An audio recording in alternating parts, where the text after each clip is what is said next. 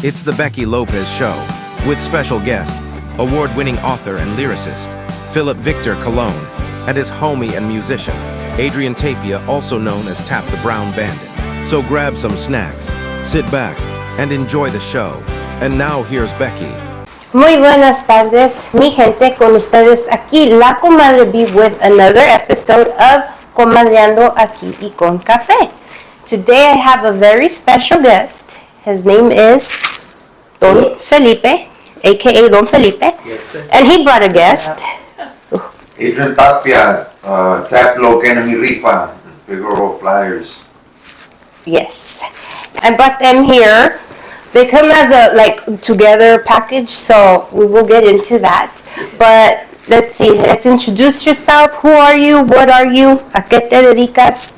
Cuéntame todo. Sure. So my name is Philip Victor Colón. I'm a writer and publisher, and I've written comic books and books, children's books, lots of stuff, newspaper articles, newsletters, and my boy right here, Tapp, is a musician, Yes. a rhymer, A musician. long-time MC. An artist, a todo le tiro y a nada le pego. So do I, but that's what life is for, right? It's too short. You gotta dabble into everything. Why not? Yeah. Yes. Yeah, but I've also been doing like some clothing design recently, and so I'm kind of a jack of all trades, but the main focus I've been doing is writing and publishing. For you guys that don't follow me on Instagram, I found them on Instagram. I had one like a giveaway that another author was giving out. Somehow he popped up.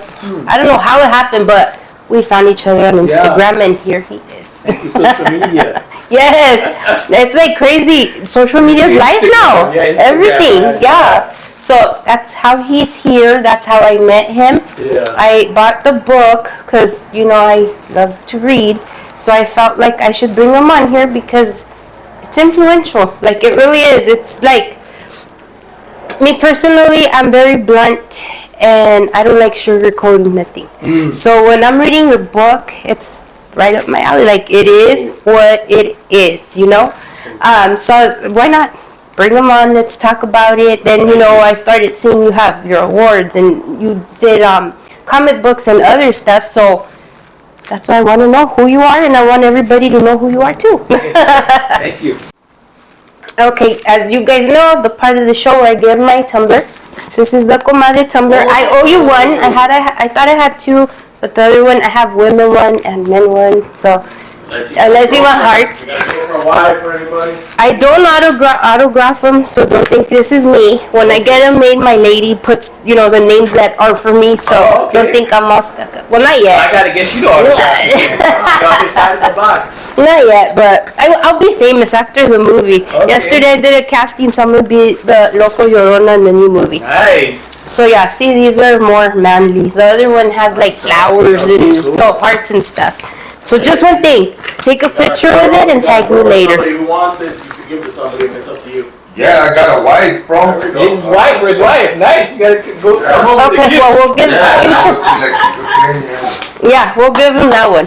Just know that my intention was to have one for you, but there you go. You could drink out of it anyway. Yeah, Marcela in here. Same mobile, thank you. I'm a big time coffee person, and since it's comadreando aquí con café, why not give out? Okay. You know, I first officially started out with like mugs, but I was doing a bunch of giveaways on Instagram. Every time I would hit 1,000 followers, I would, you know, put a little raffle kind of thing, and they would do it, and I would mail them, but they would get to their destination broken. So I was like, man. He's like, well, get something else, but what else is meaningful? Has more meaning behind it than coffee, like coffee cups, you know. So these are tougher, so they don't break. Exactly. Transition. Yeah, no, I have cups that I've shipped to Canada, Mexico, like I'm everywhere. So yeah, it's like once they leave, they don't care no more. They're just like, just throw it in the bag. Yeah. Throw it in the mailbox. So Those Amazon workers, man. Yeah. Someone was playing football with your stuff, you know? yeah.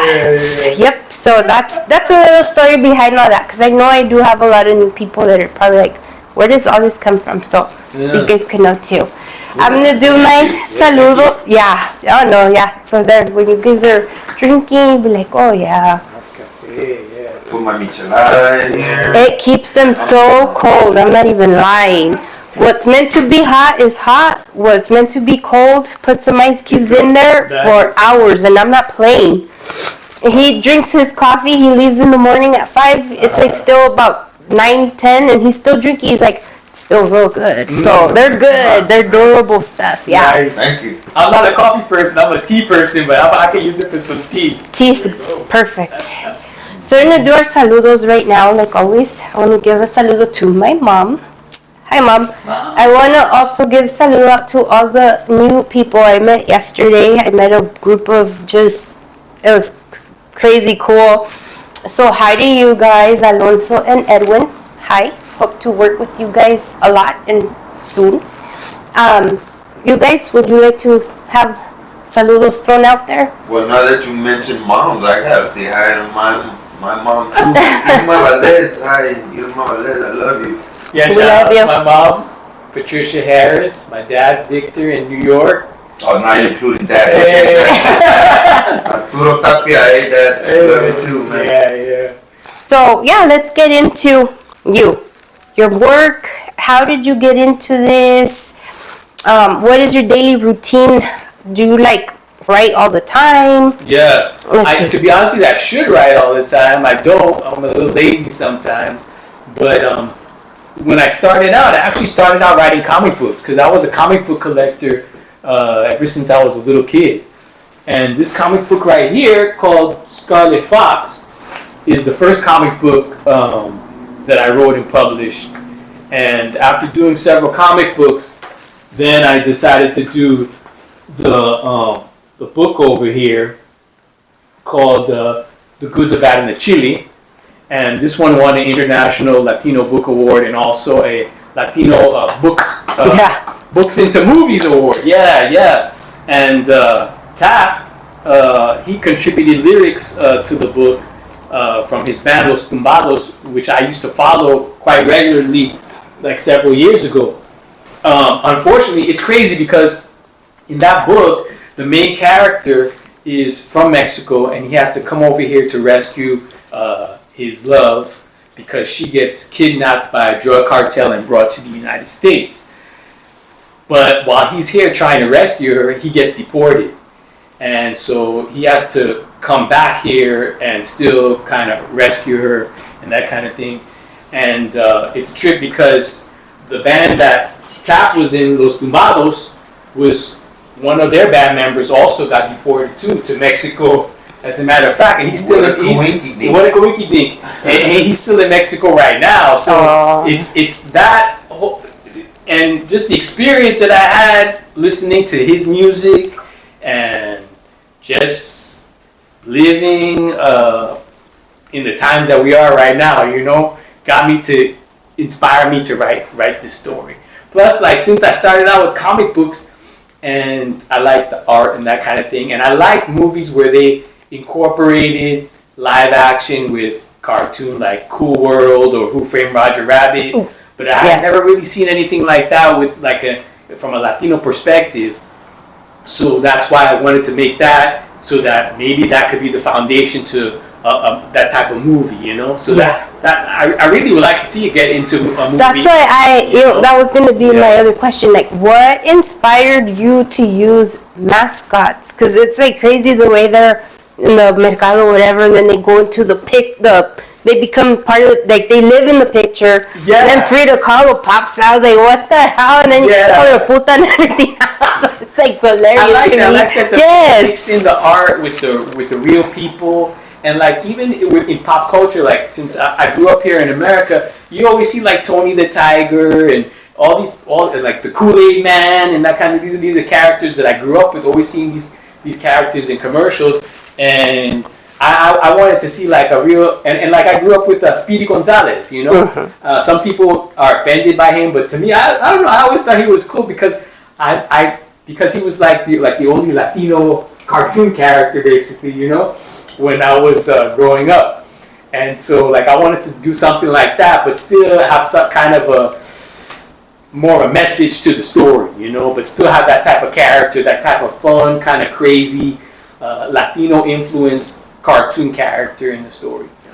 Yeah, no, yeah, I get it. Like, I always sit here and I always think, like, as kids, Disney a lot influences, you know, the cartoon world with children. Oh, yeah. Why don't they have people that look like us? Yeah. You know? Yeah. Especially, like, I'm not sure how old you guys are, but we're 40. Yeah. As a kid, you have the classics, Cinderella, you got even Aladdin. That was the only one that they really stepped out. Sure. You know, back then. Yeah, now they got Coco and... Yes. Up until recently, is when they started... They have the Coco, and then a little bit, a while back, what about maybe 10 years or so, they have the Princess Frog. Right, you know? right, yeah. So it's like, okay, now they're opening up, Sure. you know? But always as a kid, I always wondered myself, like, why don't they have anybody that looks like me?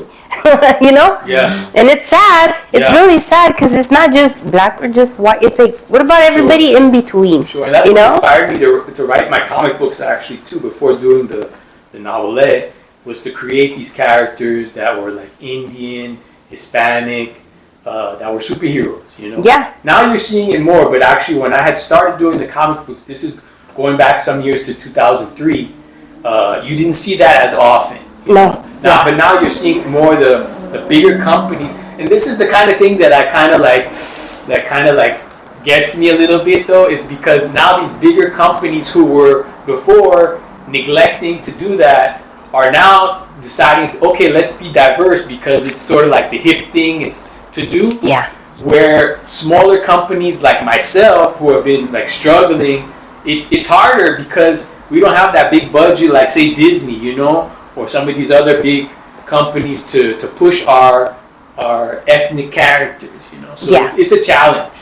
It's a challenge being a self-publisher, you know. And I'm sure Tapp could relate to that, being like not signed to a major label as an independent artist as well, you know. It's a challenge doing the music and continuing to be able to create and that kind of thing. But we continue to do it because it's what we love to do. Mm-hmm. Yeah. One of the beginning scenes right there when you're talking with the compadre, you mentioned Whittier Boulevard and all that. Are you a local in LA or where? Actually, originally from New York. Yeah. Yeah. I read the back of your. Okay, you came over here when you were 9. When I was 9, so but that's 40 years ago. So I consider myself like a transplant, an immigrant now, and living in LA for 40 years. You know, it rubs off on me. You know. So is that like your scene? You like that scene with the lowriders and cruising? Yeah. Who doesn't like to cruise? It's funny because like in New York, I grew up in a part of Brooklyn which was called East New York, and I also grew up in a part of Manhattan too, where my dad lived, which was the Lower East Side. And now I live on the East Side, so it's like everywhere I go, I'm an East Sider. So come out and play. Yeah. Okay. But like I connect to the culture out here, the East Side culture, and it influences my art. And I love Mexican art too. You know, straight from Mexico too. I went down to a convention in Mexico City back in like 2004, and I met a lot of good artists down there, real talented artists, and just being around the culture in Mexico just really inspired me. Yeah. You know. Yeah, I know we pick up inspiration everywhere. Up here too with the Mexican American culture over here too. Yeah. No, there's art literally everywhere you look. You just need to know how to spot it, you know? To me, I have an imagination for days, so I can make something out of nothing, and it's like the beautifulest thing to me. And everybody else is like, what the hell are you talking about? I was like, you won't get it. Never mind. Just leave me alone. Forget I even said anything. Yeah. So no, I get what you're saying. You're local here in LA, or where are you? Born and raised in Northeast LA. Okay. I'm not gang banging though. Alright. Don't think I'm gang banging on you. No. Born and raised in Northeast LA around Highland Park. Oh, And okay. yeah, I've been working with my man here for a long time. He first approached me when he had a record label going on. Oh, how fun! I was the And underground record label. And he dug some of my music with Los Tumbados, and he asked for us to do some work, and that's where we hit it off. From then on, we've been friends and collaborating on different projects all this time. And then he asked me to help him out with this book, and I was like, yeah, man, whatever you want to do, let's do it. Yeah. How fun! Cool. Yeah, that's really fun. Okay, so overall, we got your comics, we got the book. Yeah. How many pieces would you say you've written while you've been doing all your writing?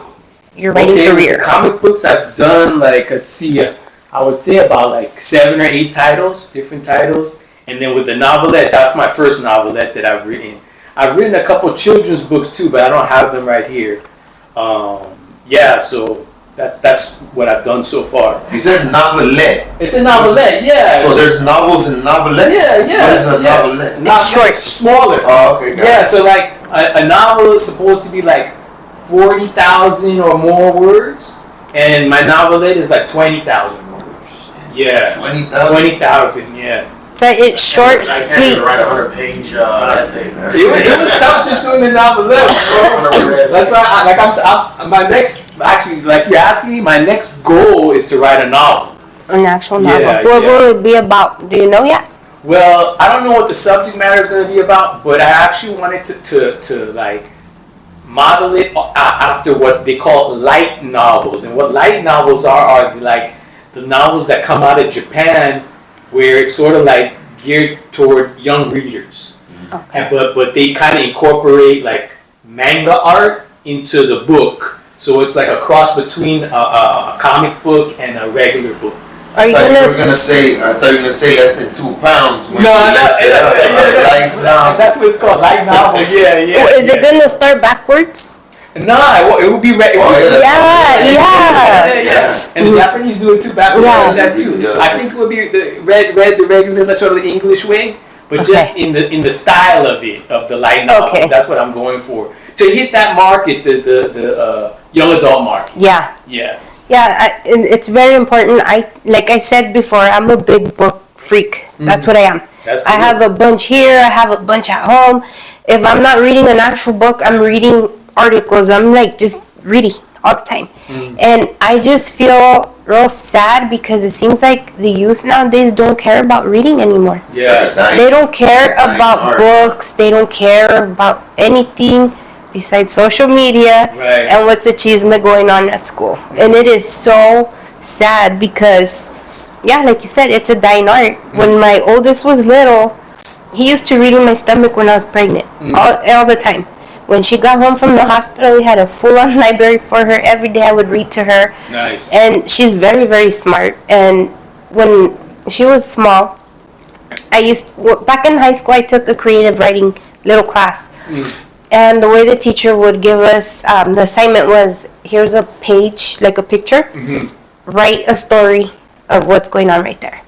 And I started doing that with my little girl. And she would write so well. And chicken scratch because she was only 3-4 years old. But man, she would go off of this picture and just give us stories. Then she started school. She didn't like it no more. We fight. She's not into reading? She'll read because she has to. She will read because the teacher tells her, hey, she ain't reading. And it's we're constantly fighting with her. You need to read again. You're a really good reader, And it's just sad. She doesn't care no more. She's whatever. Oh yeah. And then she'll get into a certain part and then, oh, okay, mom. And it's well, keep reading. But yeah, it's just sad, So yeah, I'm glad. That's good how you had her, getting to creative writing. Yeah. Yeah. That's what I did in high school too. I think that really contributed to me sort of finding myself as a writer too. I went to this private high school called the Delphi Academy, and what they did was, when you were in high school, you had to write a certain number of creative words of creative writing per month, and so that forced me to sort of I have to write. So it got me to kind of get my creative juices flowing and going and writing things out. Yeah. No, yeah, it's important to have all that. Like I said, it's creative. our teacher used to be like, okay, what does it smell like where you're at? What is the weather like? Are you hot? Are you cold? Like, what time of the day is it? What does the sun look like outside? Like, you know, and I sit there like, this is so stupid, you know? And, but I would sit there and go off on that, and the assignment was only like couple pages, and I would just write like a freaking chapter book, and she's like, okay, you know, this is so good, and blah blah blah, and then they'd be like, you kiss ass, blah blah. It's like, no, I'm just creative, all right, leave me alone, you know. It's an art form when you read describe the scene and you visualize it. It's like, wow, these words that you put together, you describe. That's what I told him earlier. Like, you're so descriptive with it. Like, you feel like you're actually there. Like that part where they're smoking the pot, and then Lula smacks him in the back. Oh my God, I'm just laughing. I was reading it to him. Like, man, he got hit hard. So and make it relatable and something that people can get some kind of entertainment, and it's truthful, you know, and have some truth to it, you know, and a message and something that people can think about, you know. So like you said, you did classes and this and that. Did you take any other special classes, like, to become an accomplished published author? Well, yeah, actually, as a matter of fact, this book right here, Arena Grande, offered workshops, and I did some writing workshops with her, and that really helped me with structure and that kind of thing.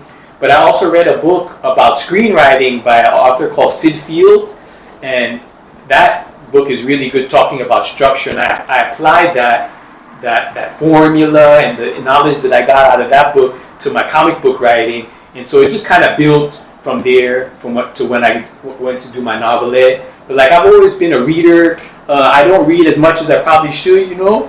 Like you say, like I get, like most people do nowadays, they're like on social media or they want to watch a movie. Like a million distractions. A million distractions right now. Netflix came on, that was it, huh? It's like you can find everything on there. It's like, man, like this one scrolls through it, it's like, just fucking find something already. Jeez, like there's so much to look at. I'm all, just find something. You're getting on my nerves. So now I gotta discipline myself to read, and that's one thing that I could actually, would like to recommend to your viewers and to people, is just like, try to take maybe 30 minutes a day, or maybe every other day, just to sit down and read. You know, read something, whether it be like a newspaper, a magazine, a book, hopefully a book, something that's fictional or non-fiction about real life.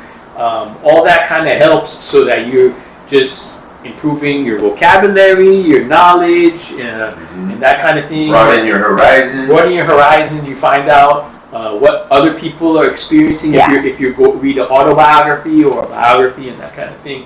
So I would just like kind of highly recommend that. And I got to discipline myself to do that too, because sometimes I'm just like stuck on Instagram or Facebook, you know, and that kind of thing. And of course you're reading on social media, but it's not really real reading. You know? It's ADHD reading. So are you a reader? Yes. You read a lot too? And not a lot, probably not like my man here, but I was just I came across this book called The Jungle. You know The Jungle?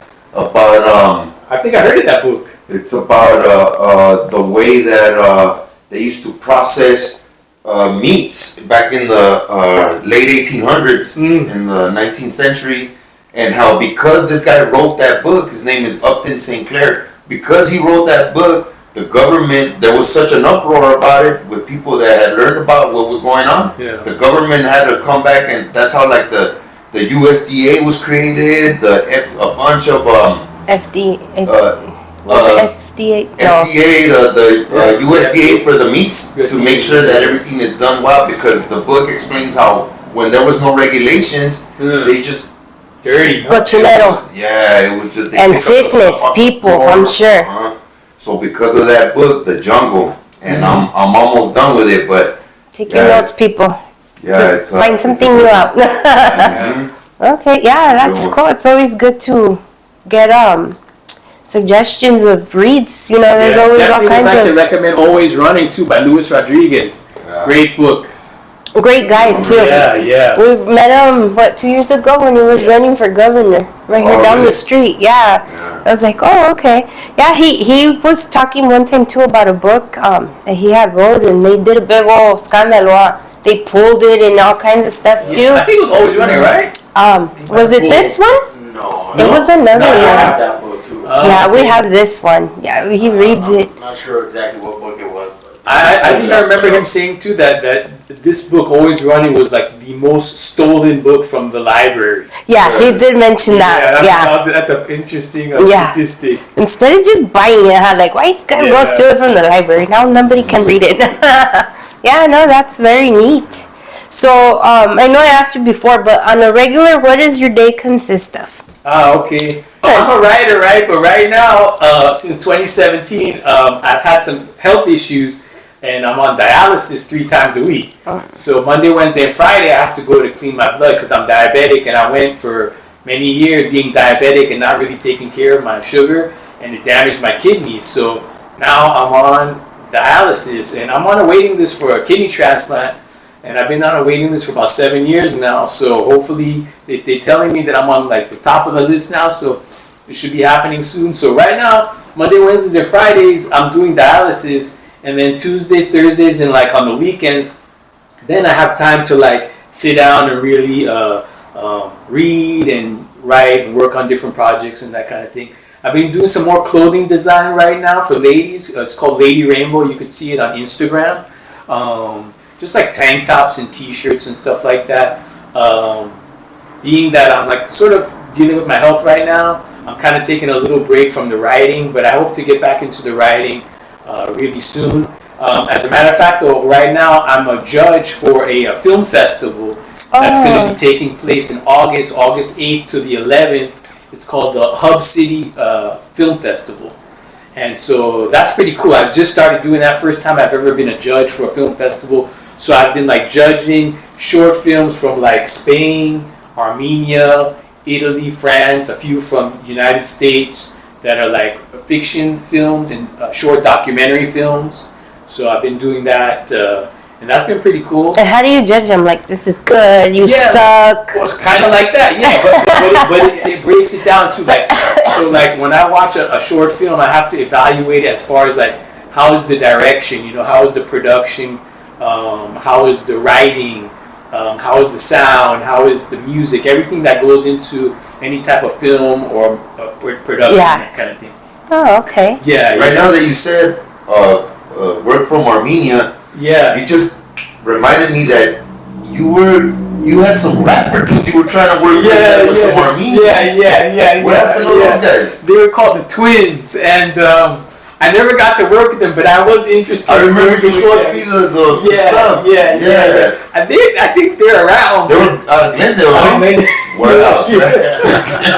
Yeah. I remember you telling me to check these guys out. Yeah, the Twins. Were they good though? Yeah, they were good. They were called the Twins, and they were very like Armenian power type of rap and everything like that. Armenia, you can tell me a line because there's a new guy out called his name is Super Sako. Rapper? Yeah, Armenian rapper. Yeah, Super Sako? Super Sako. Yeah, Super Sako. Look him up on How's YouTube. that? SACO or what is it? Okay, let me look on my YouTube. I have a background in executive production and music. So like I always liked rap from different cultures. Yeah. So like with Los Tumbados, they were very focused on rap in Spanish, right? Mm-hmm. And so then when I would hear somebody rapping and representing Armenia, I was like, oh shit, this is something different, And then even like there's a dude, there's a couple of dudes actually in Japan. I like listening to Japanese music. From France, MC Solar. You ever heard MC Solar? Out of France? Out of France, yeah. And so there's a lot of good international rappers. I don't understand sometimes what they're saying. Yeah, but the music is good. I always liked how you've always had an ear out for like different stuff. Yeah, we're music people at our house. Music on all freaking day. As a matter of fact, when my little baby, the little one, was born, bringing my kid from Upland here to Pomona was a commute. We would do about 40 minutes round trip every freaking morning and afternoon. She would hate the car seat. And I'm talking about baby, like 10 days old. Yeah. I just put music on loud, and that's it. That She does it for just her? shut up, and I'm like, oh, okay. That works. That's it. Music. They shut up, both of them, because they're mean. They fight with each other all day long. Oh. I just put the music on, and everybody's just quiet. And next thing you know, they're just friends, and everybody's just singing. Yeah. Like, that's what we do. What would you put on for that? We put everything. We listen to literally everything. I listen to. A diverse. Yeah. But no, we go from like Vicente Fernandez Nice. to Black Sabbath. Like, we have Yeah. our shuffle playlist. Make you cry, make you laugh, make you sad, all that one. They're just like, me what? too. I'm sure this guy is Yeah. the same. But Yeah. And it helps with a lot. Like, you know, like say cleaning, we'll put this on. You know, I write a lot. I do this and that. Put this on. You know, it just triggers my intention for the day, and then we'll go off of that and stuff. Yeah. But yeah, no, we listen to everything. Music's on all day long, and yeah, it keeps us friends. If not, we'd Music probably is- kill each other. it's so powerful, you know? It is. It is. Yeah, it really can change your mood, you know, change how you're feeling just by listening to a certain song. And it's an art, like a big art, I think. Yeah. Because if you are feeling heartbroken, you listen to that song and you'll be even more heartbroken. Yeah. You want to get in a better place, listen to this, get in a better place. Or if you want to work out, and Yes. you want to go, you know. Yeah. You're getting Some kill. of it down. Speaking Yes. Yeah. Do a little workout, whatever, you know. Yeah, no, I agree with you guys on that. And yeah, music's very powerful, important, and it's the biggest art, I think, too, aside from vision. Yeah. So when you're gonna write something, how do you come to a conclusion? Okay, this is what I'm gonna write about next. Yeah. And when you do, how long do you study that particular topic before you get into it? Okay. Let's see. So I can tell you how I went with the process with The Good, the Bad, and the Chili. Okay. So with The Good, the Bad, and the Chili, I actually saw an image like this of a chili pepper with a sombrero on it, and I was like, man, that is a cool character. That whatever kind of story this character would be in would be cool. So it was just the character that I started out with, nothing else. And then from the character, I said, okay, well, what kind of story could this guy be in? And I think, okay, maybe some kind of adventure story, because I like to write comic books, right? And then at the time, the cartels were big in the media, what was happening with the drug trade and that kind of thing. So I was like, how can I incorporate that into a story that's like an adventure, and then have like a cool ass chili pepper character in it that represents Latino culture, that's funny, but at the same time, I can have a little message into the story. So that's how that sort of developed, and then I would just start writing the story and getting different ideas from movies or comic books or other books that I read, you know, to create the story. Where did the elote come from? The elote came from like also just I wanted to have him have like a buddy, you know, like a little homie that he hung out with, that he got along with, and that you could sort of kind of get an understanding of who he was. Yeah, go on an adventure, you know. And just to let you know too, I was a intern on the First Friday movie with Ice Cube and Chris Tucker. Oh, okay. So like I wanted to actually put a little bit of that Yeah, influence. because that's the feel how it has where they're starts out. sitting there just hanging out. That's where I got it from, was from the little Friday, the whole scene where they're on the stoop Yeah. in front. Yeah, That's so, exactly the feel you gave it too, by the way. Oh, Yeah. thank you. Yeah. So I'm a fan of that movie and the Cheech and Chong movies. So like, I wanted to. That definitely influenced me in creating this character one. and story. Yeah. But I wanted to kind of do it my style, you know. So, but those are definitely the influences that. Yeah, that's Yeah. cool. Was And that logo you were driving past the Mexican restaurant? Was it Taco Fiesta? By the way? You know what? It's funny because I seen that guy use after I published, my book. The same logo or similar to Similar character, Okay. like the chili pepper with the sombrero. yeah, like on my book, I actually hired an artist to do this, but So it's an original. this is an original Okay. piece, you know, so I could always use it because I was thinking like, what if I'm gonna do T-shirts or mugs and stuff like that? I don't want to get into trouble, Yeah. you know what I mean? But the original image, it was done by an artist named Memo Alvarez, I think his name is, and I actually wound up licensing other images from him for other projects and stuff like that. Oh, but it was fun. a chili pepper with his tongue out, and it was on fire, and it looked like so cool. And I was like, this character would just make a great story. So that's what influenced me on writing this. So I just kind of made my own chili pepper character. That's fun. Yeah. Okay, cool. Yeah, which is a death metal band out of Southgate, and also with another group which is my own called the Figueroa Flyers, which is out of Northeast LA, and it gets a little hard trying to wear so many hats, but you know, when you like what you do, you love what you do, you're gonna find a way to do it. Yeah. But Enemy RIFA is a band that when I was with Los Tumbados, they used to invite us on to do shows Okay. all the time. They'd be out like doing shows in Southgate, and we'd be out towards more of the east side. And because we did so many shows together and always had a contact, their bass player quit, and I happened to be. Oh, we met at a Dodgers opening day. We were together and they were like, "Hey, we just lost so and so, and what's up? You want to join on?" I was like, "Let's go." Do you only play bass or you play other instruments? I play bass guitar and I do the vocals for with Enemy now too. But I rap and I sing This fool can rap. and I do a little English and Spanish? Hell yeah. yeah, and I play.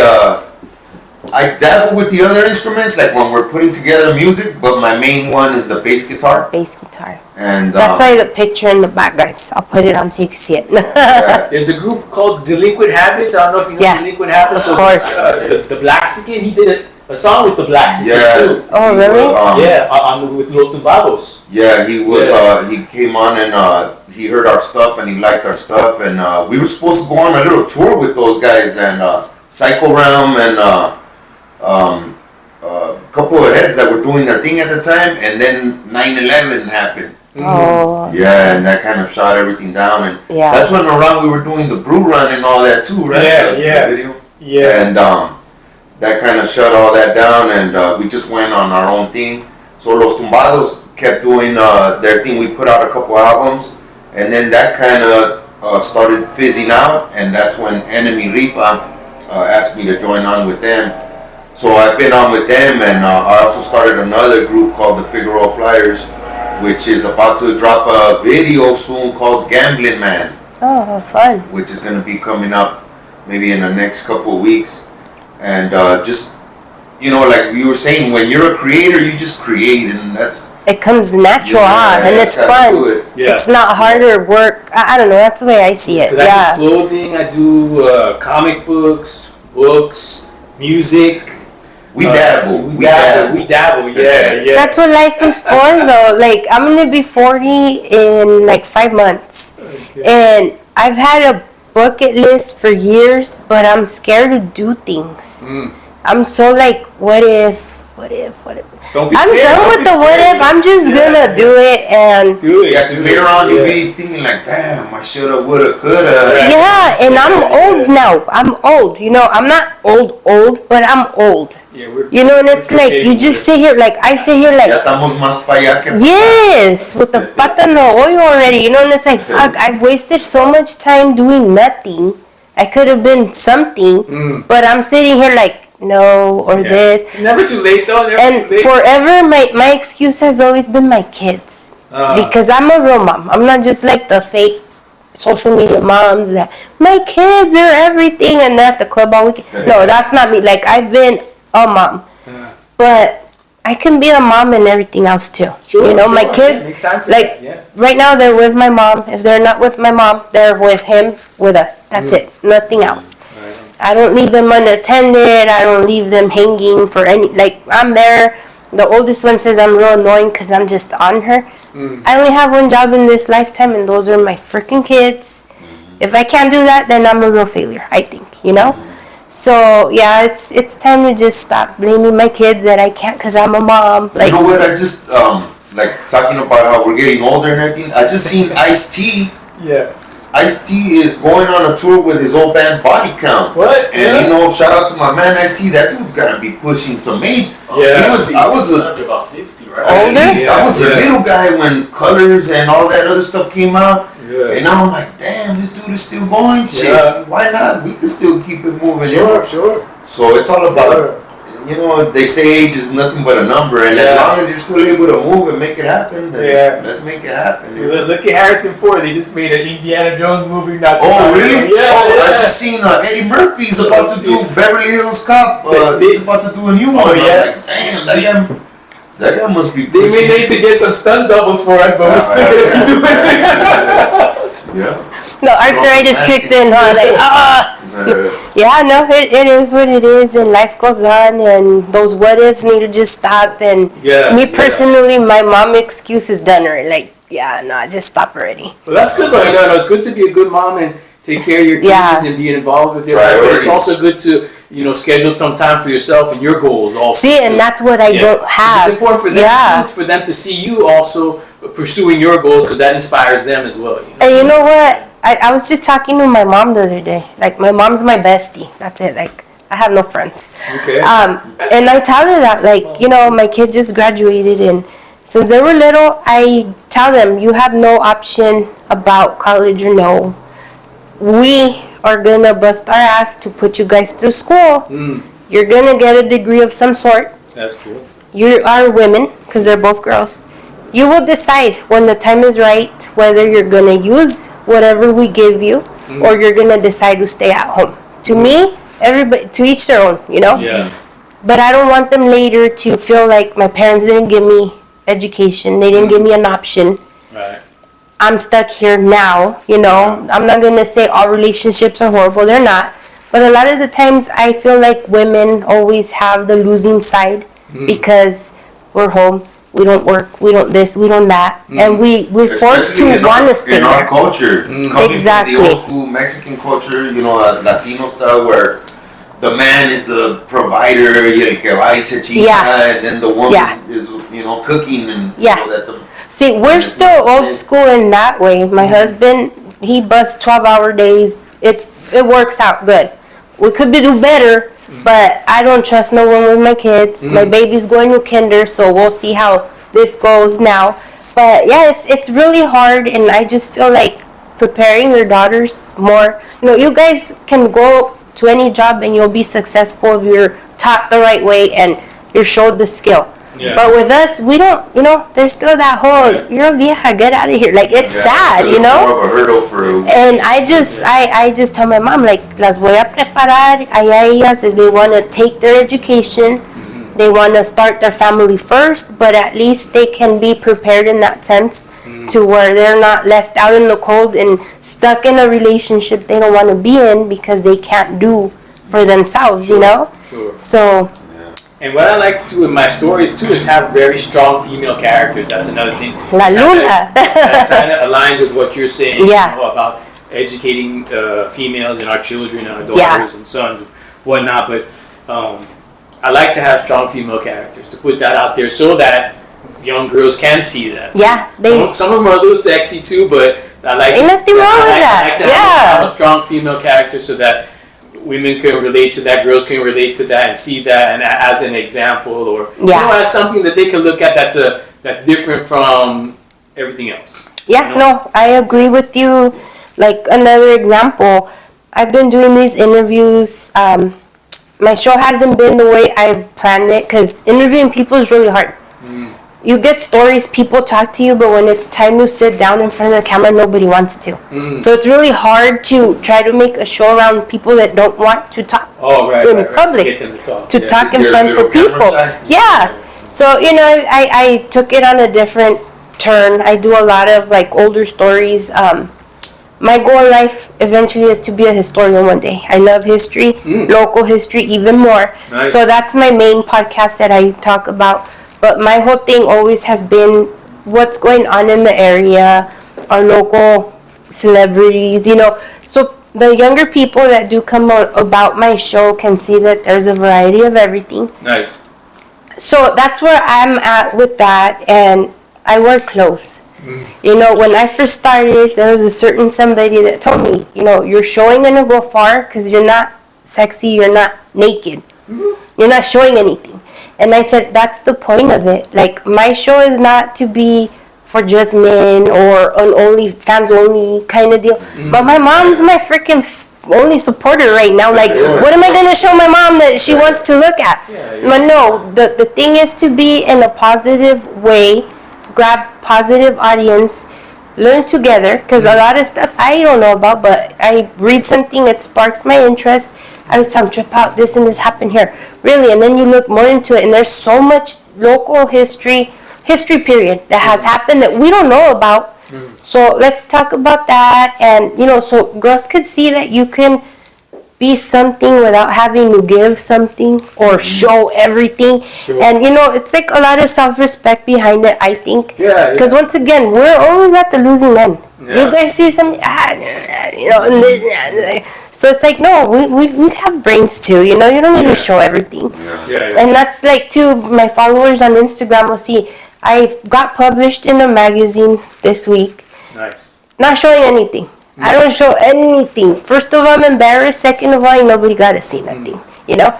And that's the positive in it, that, you know, women don't need to feel sexualized to do things. You know, you could do it. Show recently too, right? I was. Yeah, I seen that. All before 40. And I'm coming out in a movie too. Yesterday I did the casting and everything, and I'm the main character. I'm going to be the Llorona. So I'm going to just be killing people left and right. Like, that's it. Boom. I'm not an actress, guys, so bear with me. You gotta start somewhere. I probably won't be in another movie either, but this one is just making my self-esteem. Like, my head don't even fit in here right now. So, yeah, it's pretty fun, you know, and like you said, you gotta dabble into everything. Especially knowing that life is short, you know, come illnesses, come this, come that. Then you can't, and then you're stuck with the whole, man, like, now I can't, I should have. You know? Yeah, sure. So, yeah, I think that's where... Never too late. Yeah. Get started on your dreams and what you want to accomplish in life, you know? Just little by little, schedule some time to do it and work on it, you know? My goals are getting there. They're very, very close, so step by step. Good. And, yeah, I was going to ask you, what spiked you to write? Let's see, to write? Like, because, like, I wanted to see characters that I didn't see. You know, and like I love being entertained by music, movies, comic books, and sometimes I would not see characters that reflected me culturally or even other cultures, and it was very just sort of white, you know. It has changed over the past few years, but like when I grew up in the 80s and 90s, it was a lot of stuff was very sort of white, and maybe if there was somebody black or Hispanic, they were what they would call like a token. You know, just sort of like in there as a supporting character. Like the Latino guy on Sesame Street. Yeah, like the one dude in there. Yeah. You remember? No. In Sesame Street, you know, I forgot his name, but was white, and they had the one black guy, and they had the one Latino. I remember Gordon was the name of the black dude. Yeah, it was Gordon. And then they had the Hispanic guy who would come on and throw a little Spanglish around. Right. Like, oh, check out, there's a dude speaking Spanglish. Oh, he's one of us. Look, Mom.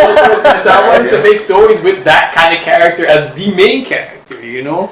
And like we're talking about with women, with the woman who's you know, at the time that I started doing comic books and having like the sexy, strong woman character in the mainstream comic books and media was like Tomb Raider and another one called Witchblade, and they've all been made into like movies and television series. Catwoman and that kind of thing. Yeah. So like, but then I wanted to make some so I'm mixed, right? So my dad's from Puerto Rico, but my mom's from an island called Trinidad. Yeah. So my mother has like Indian heritage in her. Like Trinidadian people have like ancestry from South India, and like I grew up here in the States and in American schools, and I never learned anything about that. And when my mom came over here, she kind of was like became Americanized, you know, and she wanted me to like kind of not stand out, so she kind of, I don't know, just kind of had me kind of sort of fit in with how American culture is, and I didn't really learn about that culture. So not until I got older, I started being like more interested in it. So I got books about it. I started to go to Artesia, where there's like a little Indian community off of Pioneer Boulevard, and hanging out around there and going to their bookstores, eating their food, and mixing in with that culture.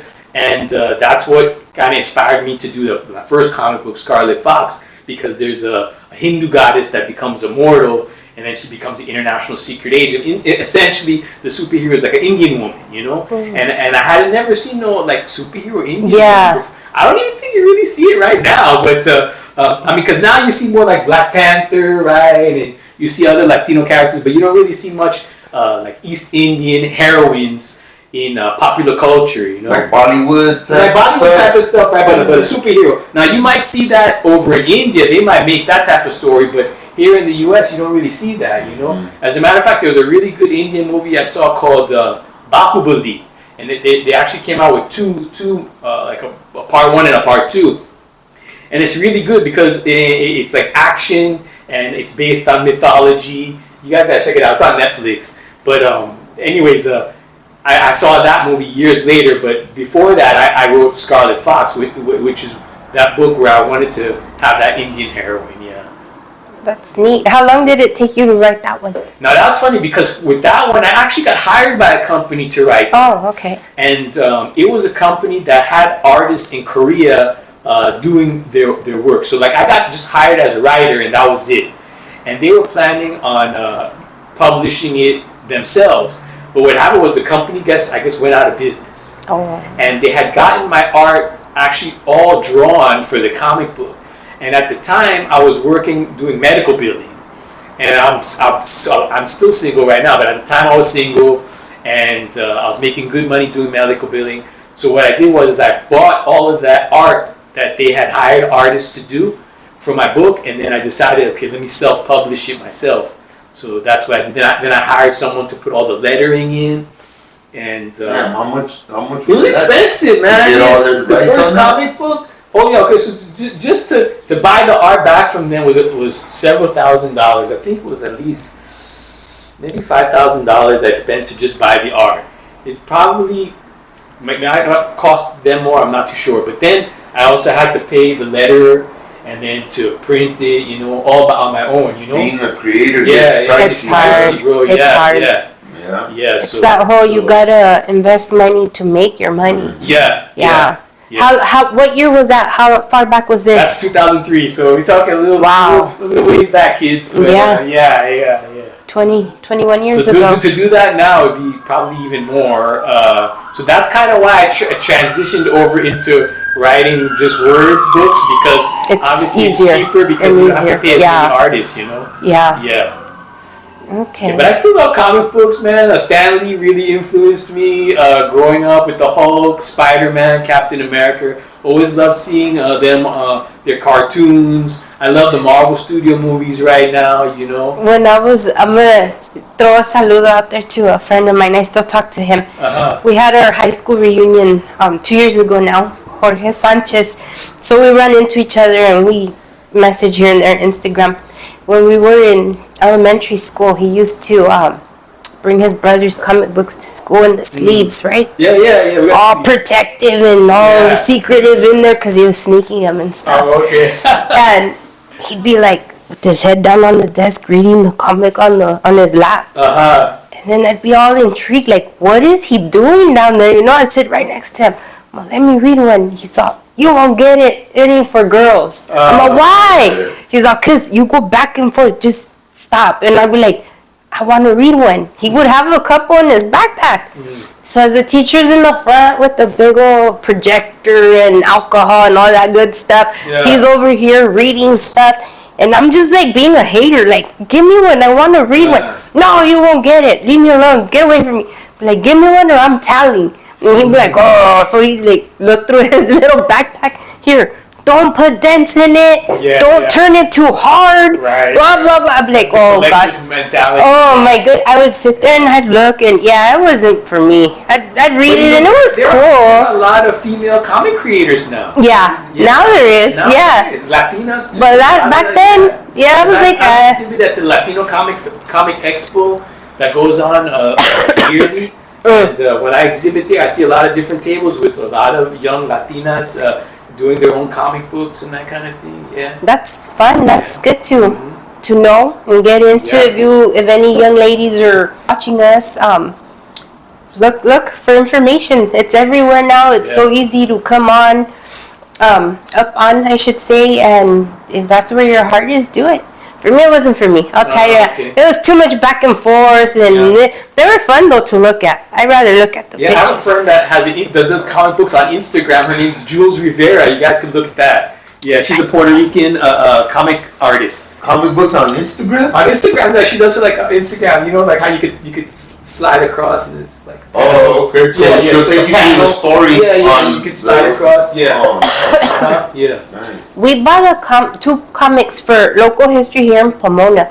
It's a Latino woman too, but I cannot remember her name. Okay. She's, I think, in Redlands or something. Oh, cool. And the comic's really cool, and that's what I told them, because I personally want to be a published author. I do.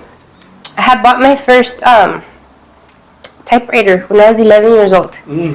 So we're from La Puente. There was a swap meet out there, the Violin. And my mom took us on a Saturday to walk and hang out and stuff. Me and my little sister, it was just two of us. And you know how there's those stands that sell the old junk and, you know, different stuff. There was a senor right there with a van, and he had a bunch of just junk. And there's this big old typewriter, and I wanted it. So I tell him, how much is it? My mom's over there like buying socks, and I'm like over here, how much is it, you know? Yeah. And I only had like $7, and he's like, oh, it's $37. And I was like, fuck, you know, like, what do I do? So I go to my mom, and Mom, do you have $30? So no. What do you need $30 for? I want that typewriter. So, ¿qué quieres ese yonke and blah, blah, blah? And I'm like, because I want it. And she's like, no. So whatever, I was all heartbroken and crushed. And I told the señora, will you be here next Saturday? And he's like, yeah. So I was like, okay, I'll be back. And then he's like, whatever. You know, I'm 11 years old. Nobody cares. So, no, I couldn't get that freaking type. Like, I had to have it, you know? Yeah. So, that night, my dad came home and I told him, I seen something I didn't want to tell him what it was, because then, you know, my mom already said it was junk. Right. So I was like, now if I tell him what it is, he's going to be like, what does she want? And he's going to be like, no. So I asked him for $30 because I had my 7. Yeah. So he gave it to me, and Nice. I told my mom, please, can you take me back to the Swami? I really want that typewriter. Oh, wow. My mom's like, it ain't going to be there. The man's not going to. He says he's there all the time. Yeah. So my mom took me, and I found my stupid typewriter. It was the biggest, ugliest thing ever. It weighed about 40-something pounds. Yeah. As long as it worked. Yeah. I took it, Good I job. cleaned it. I had to keep reusing the ribbon, because obviously, where was I going to even find the ribbon? I tell my mom, like, how do I, like, do this? So I discovered that putting alcohol and baby oil would, like, revive the ink in it. And I started writing my little book. And I would write every day, and man, I rewrote my book about maybe 10 times. Okay. And back then we used to hang out at our house a lot. My dad, you know, the family, every weekend they'd come and hang out and this and that. And I had my aunt, she passed away already, my tia Chita. And every time she'd come in the house, because I'd be in my room. Everybody's partying and the kids hanging out. I'd be in my room just writing my book again, rereading it and everything. And she'd come in, oh, you know, tell me what's going on now. So I'd read her like the chapter I've been working on, and she'd be all excited. And she'd tell me, she said, before I die, I need you to publish this book. I want to see it, I want to touch it, I want to read it. And I was like, I will, tia, I will. And I never did. So it's like, she passed away 3 years ago. With the whole COVID, it took her. So, yeah, no, I always have it there in my head, like, What was the book called? Lost in the 50s. And it's like, ironically, in a setting here. Huh? Rockabilly, poodle dresses, and button Yes. socks.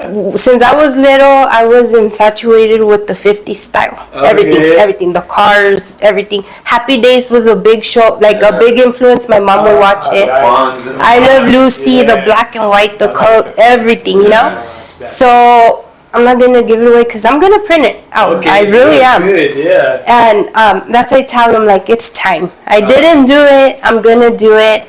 Unfortunately, I have the original still, but if my dad still has my stuff, but we don't speak, so I probably will never get it back. But I do remember come on, I wrote it over and over 10 times, so I remember everything. That's good. And yeah, every time I'm here, like driving around my neighborhood, that's the setting my book was in. All these old Victorian houses. So I'm like, Okay. it has to come out on print now. It's time. I think your readers would like that too, because there's a lot of people that like that era, you know, or Yeah. they're into nostalgia, and Yes. you know, so much has changed over the years now that people say, "Oh, the good old days," you know, and that's kind of what Yeah, that story yeah. sounds like, you know. Somebody I will give a little bit. on that. So this kid, they move into his neighborhood, the new house, everything. He goes into like a bomb shelter in the backyard that he finds. Yeah. He's in there messing around because there's a bunch of everything down there that the old people from the house left. And when he comes out, it's not his house anymore. It was the house. It's not his era anymore. It ain't his neighbors anymore. It's back in the 50s. Wow. So now he Back has to the to find future. out how to come back to, he misses his mom. Yeah. So that I will tell you guys. Sounds interesting. Yeah, and like then R.L. Stine was like the world to me with the Goosebumps. Oh my God. So I was like, you know what? I'm gonna make a book like his, a trip, this and that, back and forth. So yeah, it was kind of cool. That influenced me, and I was always like, I want to write a book. Go You for know? it. Yeah. Okay, so you said the Tumbados influenced this book. Yeah. You guys and have first the album. actually, yeah. here. So with the soundtrack to the book is basically actually a re-release. So the original Tumbados album. This is actually the original Tumbados Is album. it the whole It's thing? the whole album, Okay, yes, the nice. whole Tumbados album. But I repackaged it to go with my book, because at the time it was basically underground hip hop, right? Yeah. So not a lot of people knew about it, but only like the faithful fans knew about it, right? Well, it was like Those who rock and roll blend with hip hop, with a little reggae touch, with a little, Yeah. because we would play live instruments and then rap over it and throw a little punk rock in it, and I think the first song you heard probably was LA, Yeah, Yeah. translates to LA, yeah, and and de Cola. okay, that one too, and it was La just, Mata Mota, oh. oh, but that was later. Yeah? That was later on. That's when we did the Cheech and Chong video thing. No, I heard the original Mata Mota on a cassette that Caesar gave Oh, me. that was okay. Yeah, Okay, so that was bro. like sitting in the works and then came back Yeah, out yeah, and it yeah. was remade. Yeah, The remade version is the one that's on YouTube right now. yeah. Yeah. A few of their songs are. You can check out YouTube. Those two I albums. already subscribed to the flyers. Cool, Oh, good. cool. Los Tumbados, and Figueroa Flyers. Yeah. But when he approached me, he gave me the idea about his book. I was like, man, do whatever you want, bro. You know, Yeah. we have a lot of history. He actually was trying to get us to sign on a record label that he was starting up, Yeah. and Dabbling. Dabbling. and that's how we were. I love music. I love music. Yeah. That's how we were introduced, and then you filmed the video for the Brew Run. Yeah, we did a Brew When Run. we made a song about stealing beer out of the, like we used to do, running Yeah. out with beer out of the liquor store. Yeah. Yeah. And How I met him stealing a bottle of boonies from the liquor store. so that was when we were filming that video. What happened to that video? Did it just fell by? Yeah, just Yeah, but it was completed. No, you filmed the whole completed thing? it. But you know what? Like I had some problems in the editing process, so I wanted to re-edit it, but it kind of became You difficult jumped because onto another project and said, we'll deal with that later. yeah, because we were shooting on these small video cassettes back then. You know? Oh, they used to be the little ADAT. So yeah, so you had to transfer it digitally in order to edit it on the computer. yeah. And that was like More of a hassle. Yeah. Nowadays, you just. I think I dump it still in. have some of that footage in storage. You gotta dig it out. That'd be crazy. Yeah. I I think it's somewhere in storage. I have that footage. So when he told me, he's like, I'm writing this book and I want to use your guys' music to go with it, to accompany it, I was like, you don't want us to create something and go. He's like, nah, this is gonna be just Yeah, right. yeah. I don't Perfect the way it is. Yeah, the way it was. And then like, so I knew the songs too. So like, in the story too, this Chili Pepper, he has a band. Yeah. So which is based off of Los Tumbados. So the lyrics that he sings in his band is from one of the Los Tumbados songs. And actually, to be honest with you, there are little Easter eggs throughout my novelette of from Tumbado songs. Mm-hmm. Like when he gets hit in the head, the bluebirds are flying around in the sky. And he had the song Bluebird in the Sky, right? Yeah. You know? Nice. And then Tapp, like whenever we're gonna go someplace or something, you would always say, like I never heard nobody else say this, but you would always say, Ámanos recio. Ámanos recio. That's what I always say. Yes. But I never heard people except Tapp. I'm sure other people say that, but Tapp would always say that shit. It's slang. It's Chicano slang. And I never heard people say that. So I made my main character say that, like when he was. Ámanos recio. Yeah. Ámanos recio. Now we updated it a little. Now it's vámonos fast. Oh, is that vámonos fast? Which translates to the same thing. I like Recio. Is it Recio? Well, that's the original one that our fathers and stuff used to say. Yeah, like I didn't know this. So this will tell me that slang, and so I was like, I gotta put that in the book. So yeah. Recio. Vámonos Recio.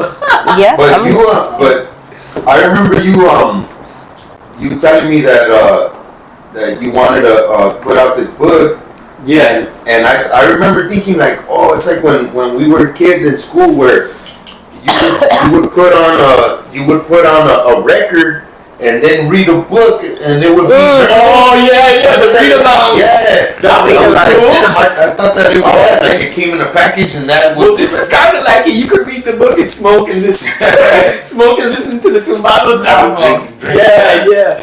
But I used to have those too. Yeah, remember those? It would make a little bell sound on the page. Yeah. I seen those. Yeah. Those are cool. So the first song, when the Metiche neighbor comes the next day, is that one of their actual songs too? I think so. Yeah, pretty much. Yeah, everything, all the music. Which thinks that he killed her?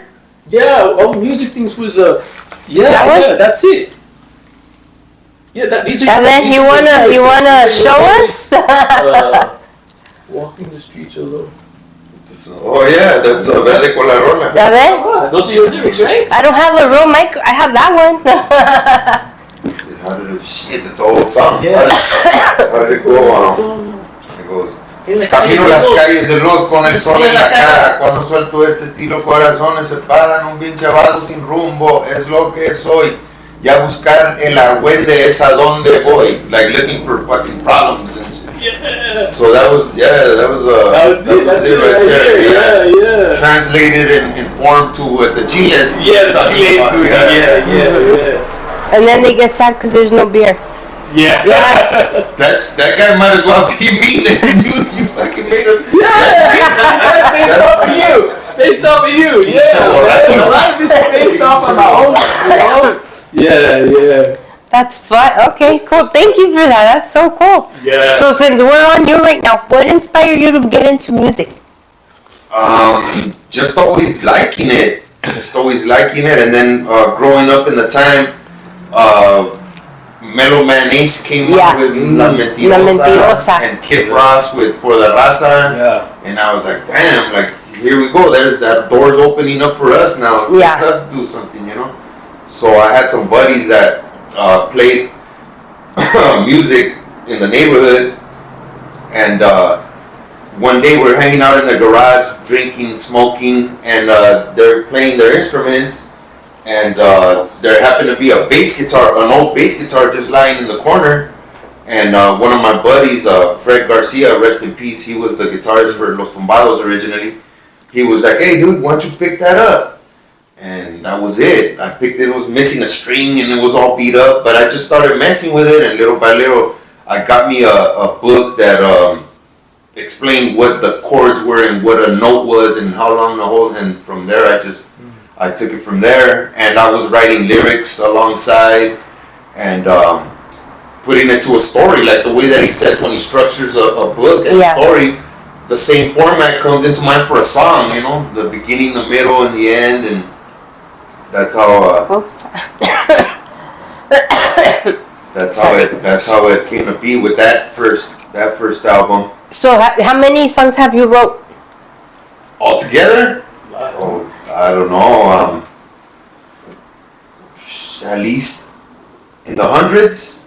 Wow. At least in the That's hundreds. And a lot of them just get pushed aside and be like, oh, I'll come back to that later. Kind of like you did with your books. Like, oh, I'll come back to that later. And then you don't ever get to it. But it's still there for when you do find it. You're like, oh, shit, let me get on this again.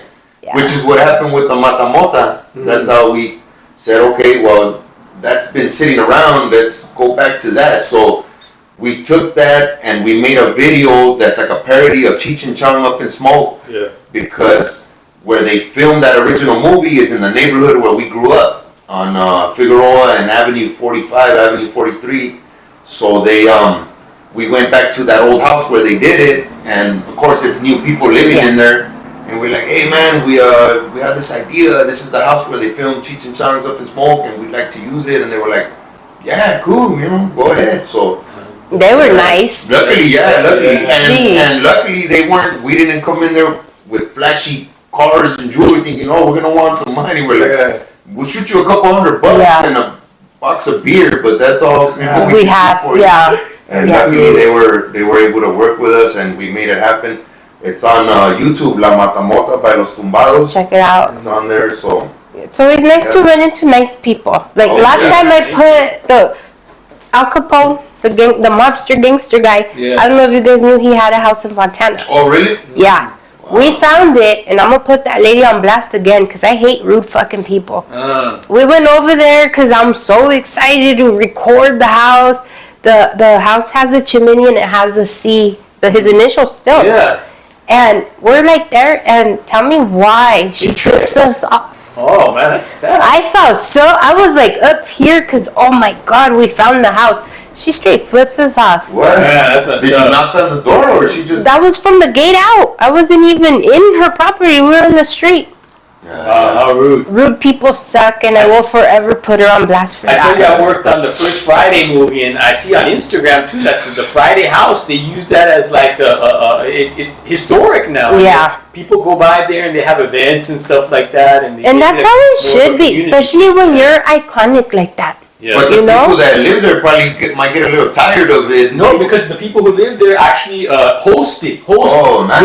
Yeah, they put the table out in front, and they say like you could come and sit down like Craig and Smokey, just donate some money. Take your picture, with the Friday. Well, that always helps because if you come with a little bit of money, they're a little more prone to accept. As opposed to, hey man, just let me get a picture. Right, that's true too. Yeah. Well, over here, all I wanted was a picture, and then I was even like telling him, you think if I ask her if I could take a picture in front of the house, she'll let me? Hell no, she didn't even give us the chance. She's flipping us off. Maybe you should have rolled up with a burrito and a couple of sodas or something. Be like, hey, look, I got some. I'm eating my own burrito now. That senora could just sit in her house. She's rude. And if she sees it, learn better freaking manners. That it's a historic home. And if you don't, then ask your neighbors, why is everybody stopping in front of the house? Look up their address, something. So Al Capone had a house in Montana. Wow. And trip out. Chicago guy. Al Capone got around. He was even running Tijuana too. What? Yeah. Wow. Nice. Ain't nothing was stopping Mr. Al Capone, let me tell you.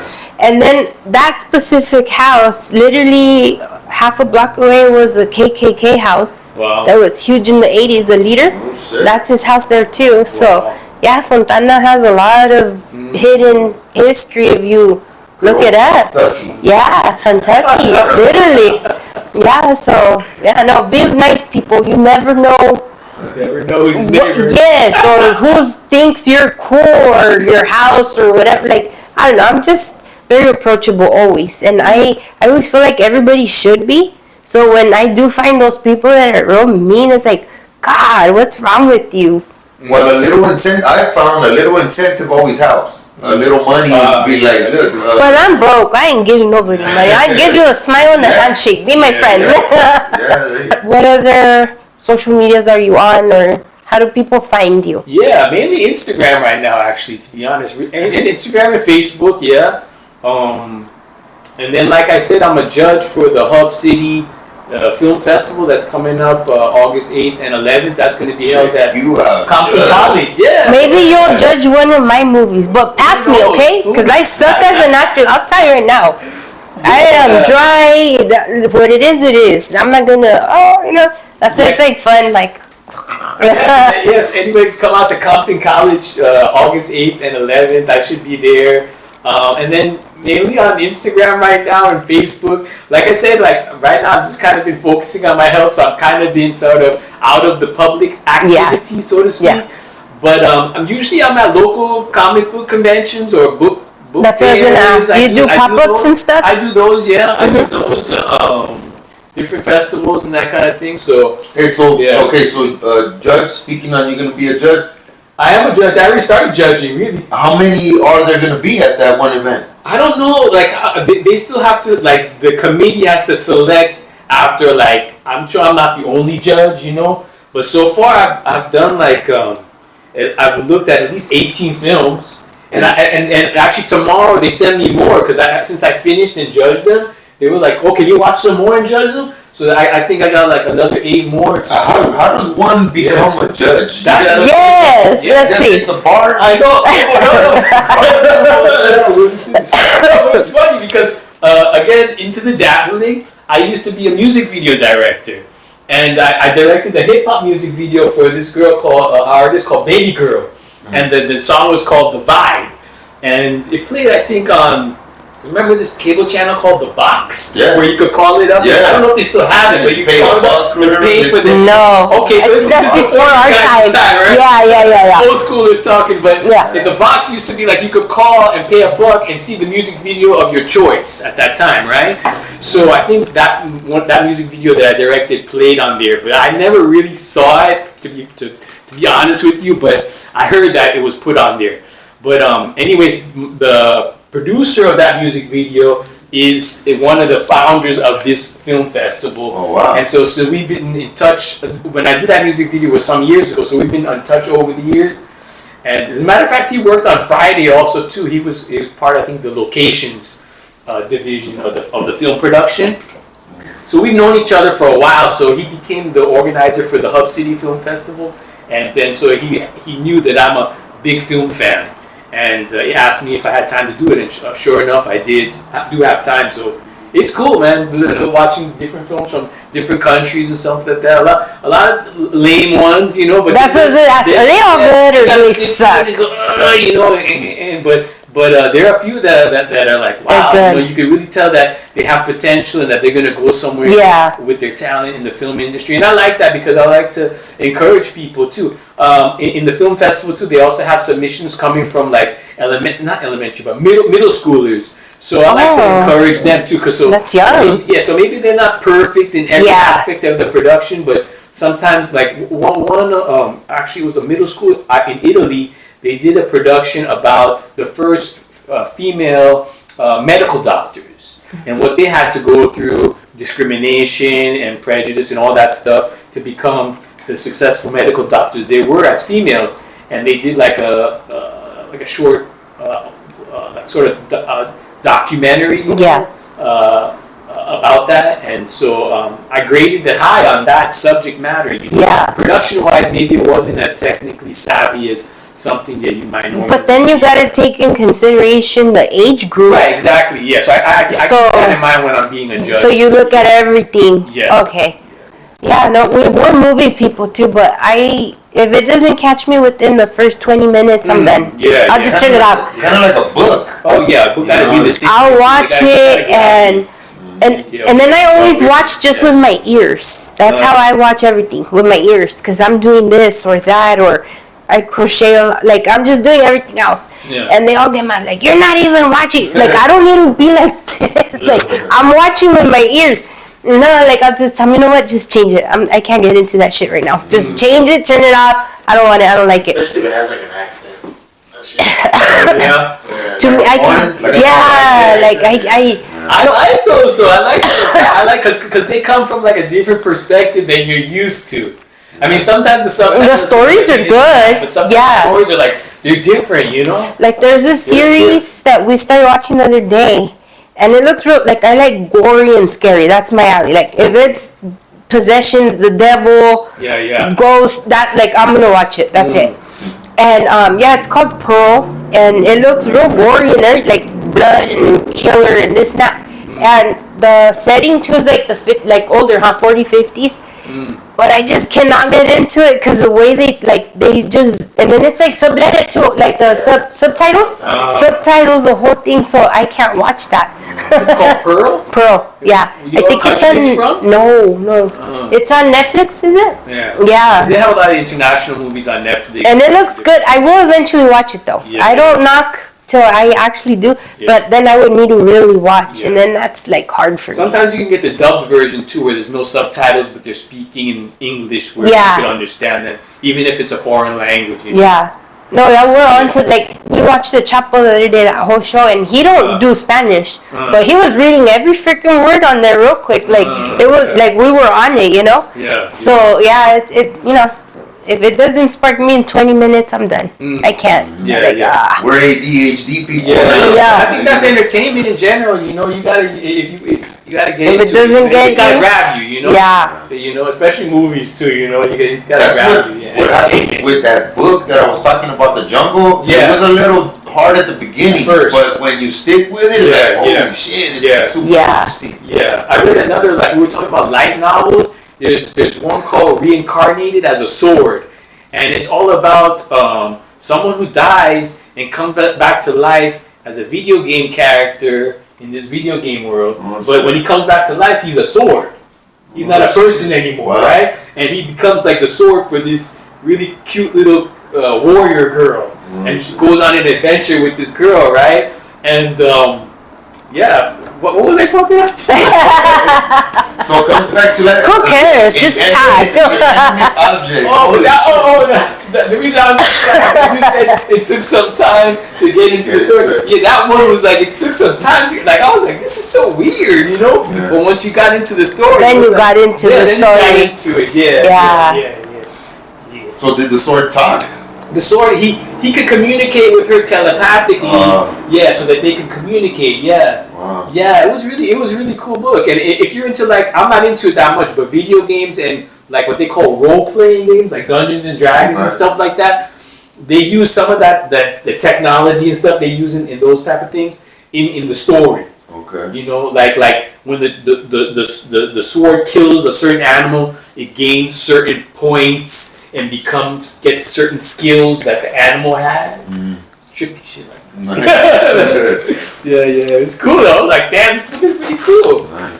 So you have an award here. What other awards have you? This is the International Latino Book Award. I got that for The Good, the Bad, and the Chili, and it's available on Amazon. So go get your copy. Thank you. I got mine and I got it signed. Possible. Yeah, you got yours through Amazon too, right? Yeah. Very fast shipping. Yeah. So as a publisher, just to let you know, that was a good experience for me. It's called KDP Publishing, and they're with Amazon, and it's nice because they print on demand. I don't have to do like the traditional printing where you would print X number of books, 100 or 1,000. You know, it goes as it comes. Yeah, just as it comes. That's what I was gonna ask you. Yeah. Like, obviously, you mentioned you're with Amazon. Yeah.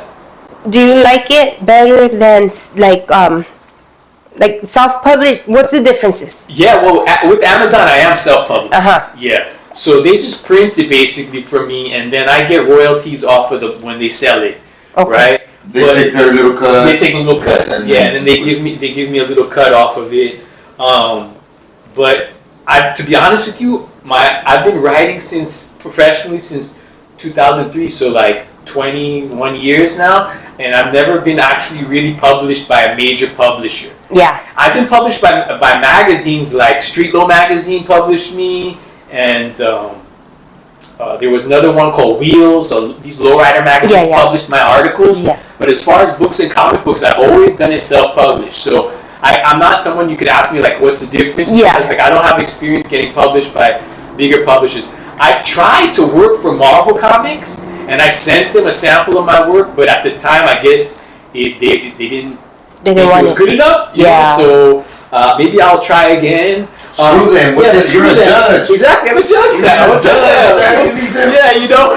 But I enjoy creating my own comic books and not having the censor of a big company, you know. So I think I'll probably continue doing that, self-publishing, you know. And then I've heard, because I don't know, but usually when you're under like a printer or whatever, like a publisher, Yeah. you have deadlines and everything too, right? Sure, yeah, because they want to get the book out probably at a certain time. The releases and this and that. They want to schedule you to do and that kind of thing. And doing So self-publishing is just, I'm doing it myself. So I still got to look out for the events to take my book to sell it if I want to push it and that kind of thing. And I have kind of been slacking on it, I would say, recently, but I have done that circuit, so to speak, the book festival circuit, the comic book convention circuit. And so you got to do that, you got to plan it out, you got to pay for it, all coming out of pocket and that kind of thing. Yeah. And it is costly, but it is fun too if you're able to do it yourself. You know, a lot of people get into the books when they're retired because they don't have a job to do. They have the time, they have the pension money coming in. It's much easier. But I still would encourage younger writers who have that goal, have that dream, have a vision of, hey, they want to write that book, like the book that you want to put out and stuff like that. Go for it, do it, and self-publish it. Get your friends, your family to read it. Get out to these festivals. You know, it's not hard. Some of them could be cheap too to attend. Yeah, you know, and you can always share tables with people. That you don't have to have your own booth at first. You know, if you want to share a table with somebody, those are ways I think you can cut corners to self-publish your work and get it out there. You know, and start to make a name for yourself. And then who knows, maybe a big publisher might pick you up. Maybe a big publisher might pick me up down the line. I have friends who have gotten picked up by big publishers who started out just like me. Yeah. I got a question. Yeah. If I were to take that metal to the pawn shop down the street, how much can I get right now, bro? I don't know, but it's mainly for looks, I think, bro. Yeah, like, you know. Looks like it's worth some buzz. You know, I don't know, bro, but no, I want to keep it. Let him keep his medal. I just wanted to show, it was a little show, Hey, that's what but as a matter of fact, I would have been wearing that I another one, actually. I just won one, but I won two of those. One for another book as well. Damn it. Yeah. So, As an overall writer, like an author, what do you think your biggest challenge has been? Man, my biggest challenge has been, like, we're talking about publishing. Publishing, yeah, because to be honest with you, another problem is getting myself to write. Okay, I guess that's the challenge, my own self, you know, to sit down in a disciplined manner to actually write a story, because like we were talking about, we could be doing so many other things. And social media has definitely come into play now, you know, as one of those added distractions, right? So that's the challenge, is getting myself to sit down and to actually write. But once I do it, you know, I'm pretty dedicated to it, and the creativity comes, and I put it through my drafts, you know, because it doesn't come out perfect the first time. It's very frustrating. I'm the type of person that goes through drafts. So, like, I don't know how many drafts that I did for the Good, the Bad, and the Chile, but I'm thinking maybe it could be like 30 or more. So it's like I write it, then I read it, then I go, okay, that's perfection. Good, but this could be a little better and that kind of thing. So that's my process, you know. So I think that's a challenge. But once it's done, I feel okay. I got it to a point where I think I'm happy to share it with other people, and it's good enough to share with the world. Then I'll publish it, you know. But the finances is a challenge, because then sometimes I'm thinking, like, I have an idea for a story, but like, is it worth doing? Because then I gotta pay for printing, I gotta pay for advertising, I gotta do the shows out there. Sometimes, if you go to book festivals too, not a lot of people show up. Yeah, you know. Because the whole thing of books kind of books is corny, you know. You know. Yeah. No, but you know what too? Get a book on your goals. It's a lack of pushing book events in society. See, so I found that other act I spoke about, and then you came up, and then I see that you've been here and your award and this and that. you don't really hear about, there's a book festival in LA this weekend. You don't. Right. You will hear about the Michelada Rumble Right? non-stop. Not only that, now you don't even have to read. There's a dude reading their phone. Yeah. People getting lazy. You play it and okay, I'm gonna read a book. You ain't reading, you're just listening. Right. So it's become very. I'm gonna tell you, I'm a lazy person. The way I write my stuff, okay. I go into my email on my phone. Okay. And I put the talk, and I just talk to my phone. Well, that's so cool. And I email it to myself. Yeah. You can so when I go back to look, I have a whole That's more because it's more convenient. Yeah, that's your process. And not only that, I'm like this. So if I have a really good thought right now, I better write it because I forget. Whatever. Yeah, taking notes. Yeah. So I'm a lazy person. Yeah. But there are a lot of things that make it convenient for that. You could, like you say, dictate it, and then it gets written out, so that you could still, quote unquote, write a book without really doing the labor of having to write. Yeah. No, you just go back and recheck. Like, does it make sense? Yeah. Did the hearing part of the phone pick it up right? Like, all the type errors and stuff. Yeah. So it's fun the though. thing I don't have as a self-published writer is an editor. So I guess I could get other people to read it, but sometimes I don't want to bother people to do that. There are people you could hire to read your work and give you feedback. And I actually did. I did have my writing teacher, Elena Grande, who wrote Across 100 Mountains. She read the what do you think called it? The transcript? The first version of The Good, the Bad, and the Chile, and she gave me notes on what to improve and that kind of thing. And so she was kind of like my editor. That at a big publishing house, you would have that person there. If you wrote and gave it to them, they would have an editor who would tell you, hey, you need to correct this or check your spelling and stuff like that. Most of the times I do that myself because I'm actually kind of a proofreader, excuse me, on my own. When people write things and stuff like that, they give it to me and I proofread it for them and stuff. So I'm good at that with grammar. So I kind of wear that hat as well as a proofreader and an editor and as well as a writer. So with the bigger companies, they have their own people who do that, right? So I do that, and that's been helping me with your own self-publishing. But that's fun. Yeah, it sounds like you really enjoy all of it. I do. I enjoy being artistic and creative. Coming up with something new and then being able to share it with the world. Like I'm sure you do, with your lyrics and new music. Being able to share it and share your viewpoint and your culture and your experiences. With people. Yeah, but I ain't no judge. You a fucking. Oh, now I'm a judge, but that's temporary. Now I want to be a judge. Okay. Battle of the Bands start. Hey, come.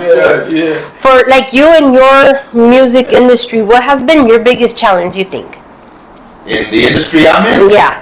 A lot of them. For one, it's super saturated. Everybody wants to be a rapper. Everybody wants to be a musician.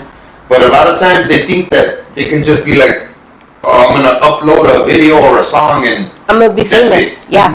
Whereas, like you said, you got to get out there and hustle your work. Yeah. You got to get out there, shake hands, kiss babies, and meet people, network, and push it. Because you just throw it out there and people will check it out and all right, cool. But you got to be out there really pushing your stuff, where it comes down to getting out there and meeting people and being like, hey man, check this out. And other artists that are doing the same, you network, and just how, me and him are, he called me up one day and was like, hey, I'm going to be at this festival and I want to get homeboy from Breezewood, big Chave. Yeah. What was that, a little while ago? Yeah. And you did the show with him with RIFA, right? Yeah. So for the most part, it's just really getting out there and pushing it. A lot of people just get comfy with the idea that I'm going to just throw it on the internet and it'll automatically do its own thing, Yeah. I've been waiting for Ryan Seacrest to pick me up, and it still hasn't happened. It's been 3 years. I think having a good manager too is good. Shout out to Cesar Avalos if you're watching this, bro. Yes, sir. Cesar Avalos was the manager of Los Tumbados. That guy got around. He got around to the House of Blues performing. He made a lot of connections. A lot of connects help. That's So it's right. having some good back. Yeah, support, someone to be out there, because if you're doing like you said, you're doing the writing part. Yeah. well, you need somebody to help you with the editing, the proofreading, the getting it to the publisher. So there's a lot that comes with it. It has to be a team effort. So artists, you gotta do it, or you gotta get somebody else to do it with you. You know, it's good to get that support. People with the like minds that are, got that drive in them to get some stuff going and network together. Yeah. So since we're talking about all this networking and ideas and this and that, have you ever been in trouble legally? Maybe something that people think is stolen work, copied work? No, never. Thank God. Thank God. I've always copyrighted my work, and I've never plagiarized anybody. I think I've been influenced by writing, but I've never taken it directly and then said it was my own. Yeah. That would be wrong. That would be plagiarism. That's an artist move right there, because we're influenced by what we like. Yeah. So we take little bits without totally stealing, little bits that influence you and kind of twist it into your own, Even with the novelette too, I used his music, and I made sure I gave him credit in the front of the book, and I put his picture on the back of the book too, because I feel like credit needs to be given him the credit. Hey, wait a minute, I need a medal now too. Okay. A little mini one at least. Shit. It was like a little quarter. Yeah, coin size. I'm like, shit. That thing's nice. So, out of all your work you've done, what has been the most fun, the most complicated, and which one have you learned the most from? I think the most complicated was the book, The Good, the Bad, and the Chile, because unlike a comic book, I could depend on an artist to help me out by telling the stories with visuals, With the novelette, it's all my words, And like in a comic book, you just have to write a couple lines for the character to speak, and maybe a real short description of like where they are, like in front of the World Trade Center or at the convention center, something like that in East LA. Even I had some of my stories taking place there, but like in a novelette, you gotta really you're really dependent on the words and how it communicates and the picture you're trying to create for the reader with your words, right? And you want to use the right words too, just like when you're writing songs too. Make sure that it flows, and it sounds cool and it makes sense, sounds good, clever use of words. So sometimes I'll go to a thesaurus or go to incorporate slang, those type of things, to help me out. No, your book has a lot of the Spanglish too, and I like to incorporate the Spanglish.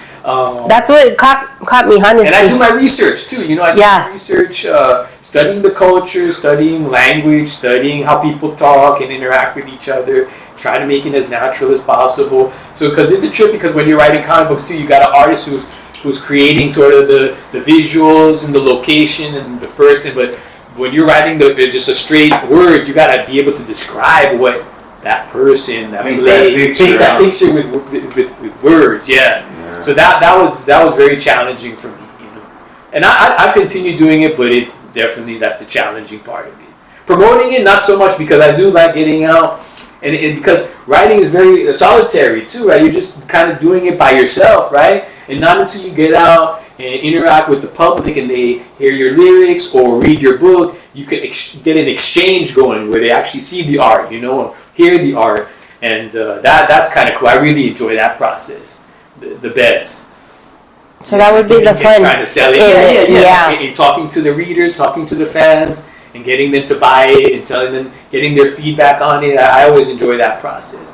But just sitting down by myself, lonely writing, that's the thing that's challenging. You said the Spanglish is what caught you? Oh yeah. What parts was it where you're like, oh, this dude's speaking my language? Well, like the cabrón right away. I was oh, okay, yes.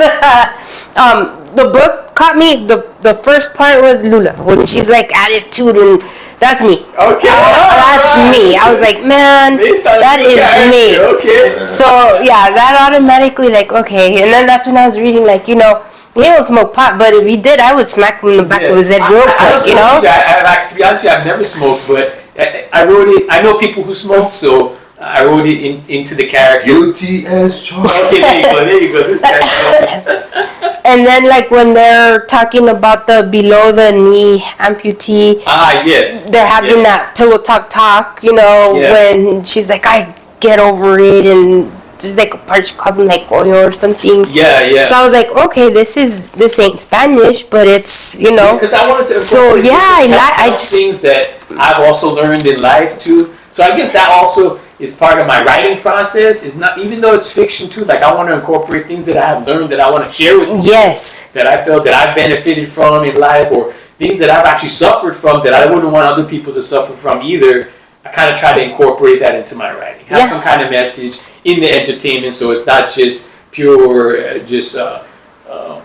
just fluff, you know. No, yeah, that it caught me because I myself, you know? I'm diabetic too, so I was like, oh shoot, okay, what? Yeah. So yeah, no. I enjoy it. Sometimes I get a little shy about talking about my diabetes, but I definitely like talking about it because I've been diabetic for some years now. So now I've come to a point where I've changed my diet, I've changed my routine, and that's important because I see a lot of people, especially in the Latinos community, suffer from diabetes because of maybe a lot of the sodas and a lot of the carbohydrates, a lot of tortillas, rice. It's the lack of knowing. And once you get the knowledge of being able to control that, limit it, portion control it, maybe cut it out certain times, you could have better control of your sugar level in your life, and then you could enjoy life and your kids, your family more. Yeah. No, yeah, I agree with that. Like I always say, us as the Latinos, I blame it on us more than anybody. We're always embarrassed and always shy, and we don't want to hear people judge us or tell us, or you know. And that's where a lot of the times we shut a lot of information out because we just rather not, you know. And yeah, I just think it's time to get over, like, just listen. Listen and be quiet, and then make your judgment after, you know. And then do your own research too to find out, you know? And then more now than ever, since everything is so freaking easy on your phone. English, Spanish, whatever language you speak, there's no excuse no more. But get the right sources too, because there's a lot of BS out there also. Misinformation. Yes. Yes. And even too, like sometimes family members that would be telling me like their advice, you know, but they weren't medically trained, you know. So like now I try to stick to people who are medically trained, and if it's, you know, like maybe family advice, I could take it in, but like I still gotta sort of evaluate it and do some research and not just take it as a truth just because my mom said it or just because my dad said it. But now I'm more like, well, what's their medical qualifications and what's their experience?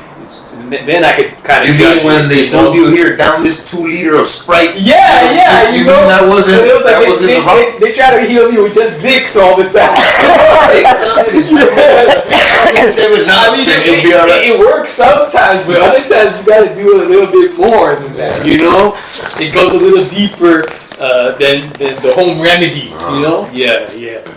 But you can't knock the home remedies because some of them are good too, you know. I still drink a little honey and lemon in my tea, and that does the trick.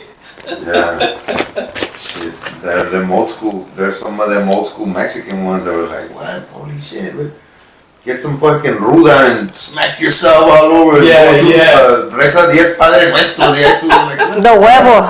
Un huevo. Yes. Hey, whatever works. But sometimes you gotta get a little medical these days, man. Well, since we're on that was gonna be one of my questions because I always have to ask: are you guys spiritual? Do you guys believe in the supernatural and all that? I do.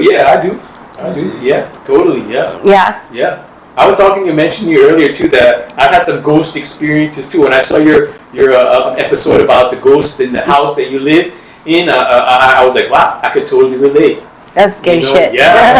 I grew up with one of those. I grew up with one in there. And my mom I would see that my family, they'd be praying in the kitchen constantly, and I'd be like, damn, when I was little, damn, why are they praying so much? Well, when I got older, my mom was like, oh, ahí se asustaban, había un ghost. I was like, oh shit, no wonder my bed used to freaking shake in the middle of the night. I was saying, I had a bathroom door that would shake, and it was like no way like a wind could come and really do that. And I was like, what the hell is this? Yeah. And then my mom was like, I feel a presence. And I had never mentioned anything to my mom about that. And I was like, oh shit, she's feeling that presence too. Yeah, she feels it. Yeah, because we had lived like 2 blocks down from a hospital.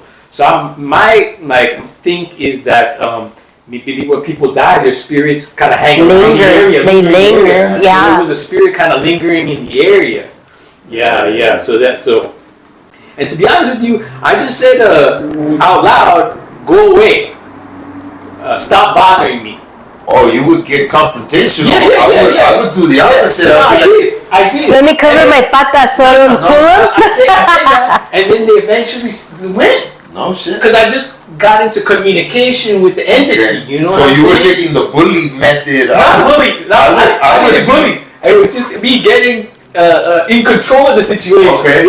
Because for a while I had a bachelor house that I was living in by myself, and that shit would happen heavy. Oh shit. And I found that instead of trying to be all tough with him, I'd be like, "Hey man, I'm just a guest here." Oh yeah. Because I'd be scared. You're sitting in there by myself, be like, "Oh shit," and be like, "Hey man, I'm just a guest." And I feel like they'd be like, "That's right, motherfucker. Like now you know your place." And then they would go away. But if I try to toughen up with them, be like, "What?" Like, now they're really gonna throw some shit at me. I had to toughen up because I had to let them know you're not welcome here. You know. I'll try that approach next time. Okay. yeah. But it seemed to work. Ask. I just really, because I'm a big old, like I said, horror, that's my thing. And I'm taking, like, I always tell them, nowadays people open up more about scary stuff and ghosts versus 20 years ago. You would never hear anything on TV. Yeah. You know, I remember growing up watching Sylvia Brown the Psychic on the talk shows, you know, and that was as creepy as it got. And then you had to wait till like Friday. Our Friday was always go rent scary movies in the weekend, but that was it. There was no books, there was no shows. Like now we have paranormal, everything. A lot more on TV. You know, and I always tell them, like, I'm glad we're in a place in the world today where people actually admit that there's shit that goes on that we don't know. Yeah. And we cannot have an explanation rather than it's a fucking ghost. Like, it is what it is. Tapp even had a song called Rolas Macabras, right? Oh yeah. Yeah. And it's about ghosts, people. Not exactly. It was the macabre. Macabra means macabre, so it spoke on that. And it came from just being a heavy beat that was like a hardcore, like a metal. We'll have to check that out, yeah. But when you're saying that, there wasn't nothing 20 years ago. Shit, The Exorcist. Yeah. When I was a kid, I saw The Exorcist. I was like, hell no.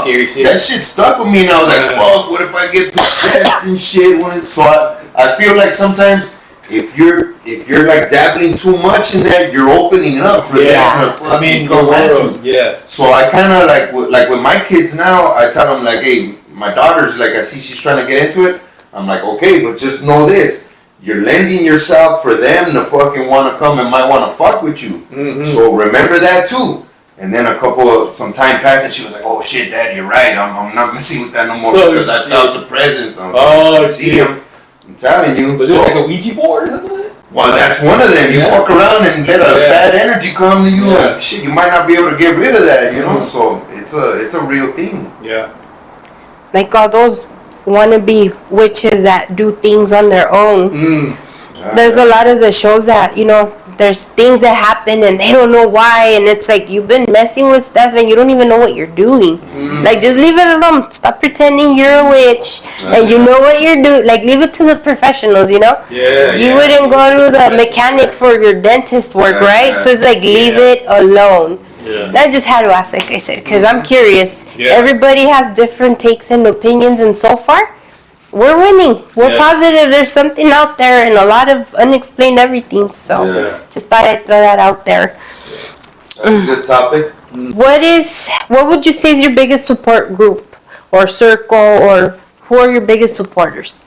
Yeah, okay, so with the novelette, actually, I would say like my biggest support for the novelette was the International Latino Book Awards. And so for that, I submitted my book for the competition, and in that competition, you know, they judge other authors and stuff like that.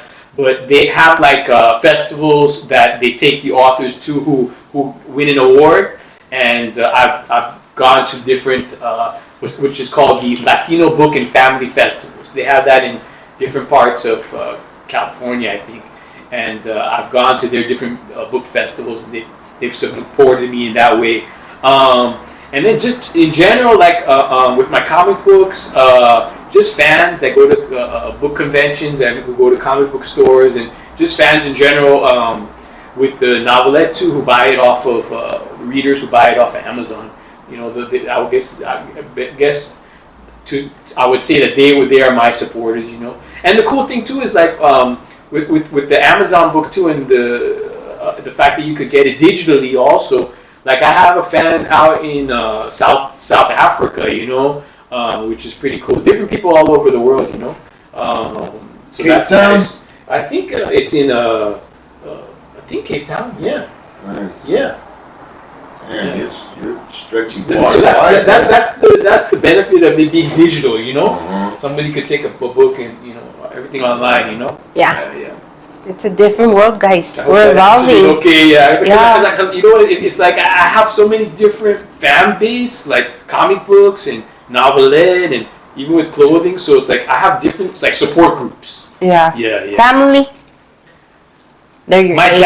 dad, and my mom. My dad and my mom. They support you. Like my mom, actually, to be honest with you, my mom, she helped finance some of my early comic books. Yeah. And then my dad also helped me with finances too. Yeah. So yeah, you got the Yeah. whole. You got. It's yeah. solid support. Yeah. But I could always use more fans. Guys, give them a follow. Who Or would go you? to Amazon and buy my book. Yes, do that. It's You'll know you got it from me. How much did you pay for it? I think like 6 months. Yeah. Yeah. Seven. Yeah. $7? How much was it?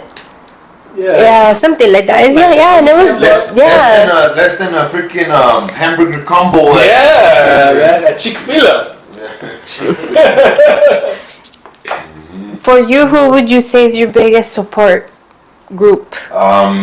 Mainly my neighborhood and people in the place where we came up, and then family also, friends, family, and then people you come across like on the internet and stuff like that. Yeah.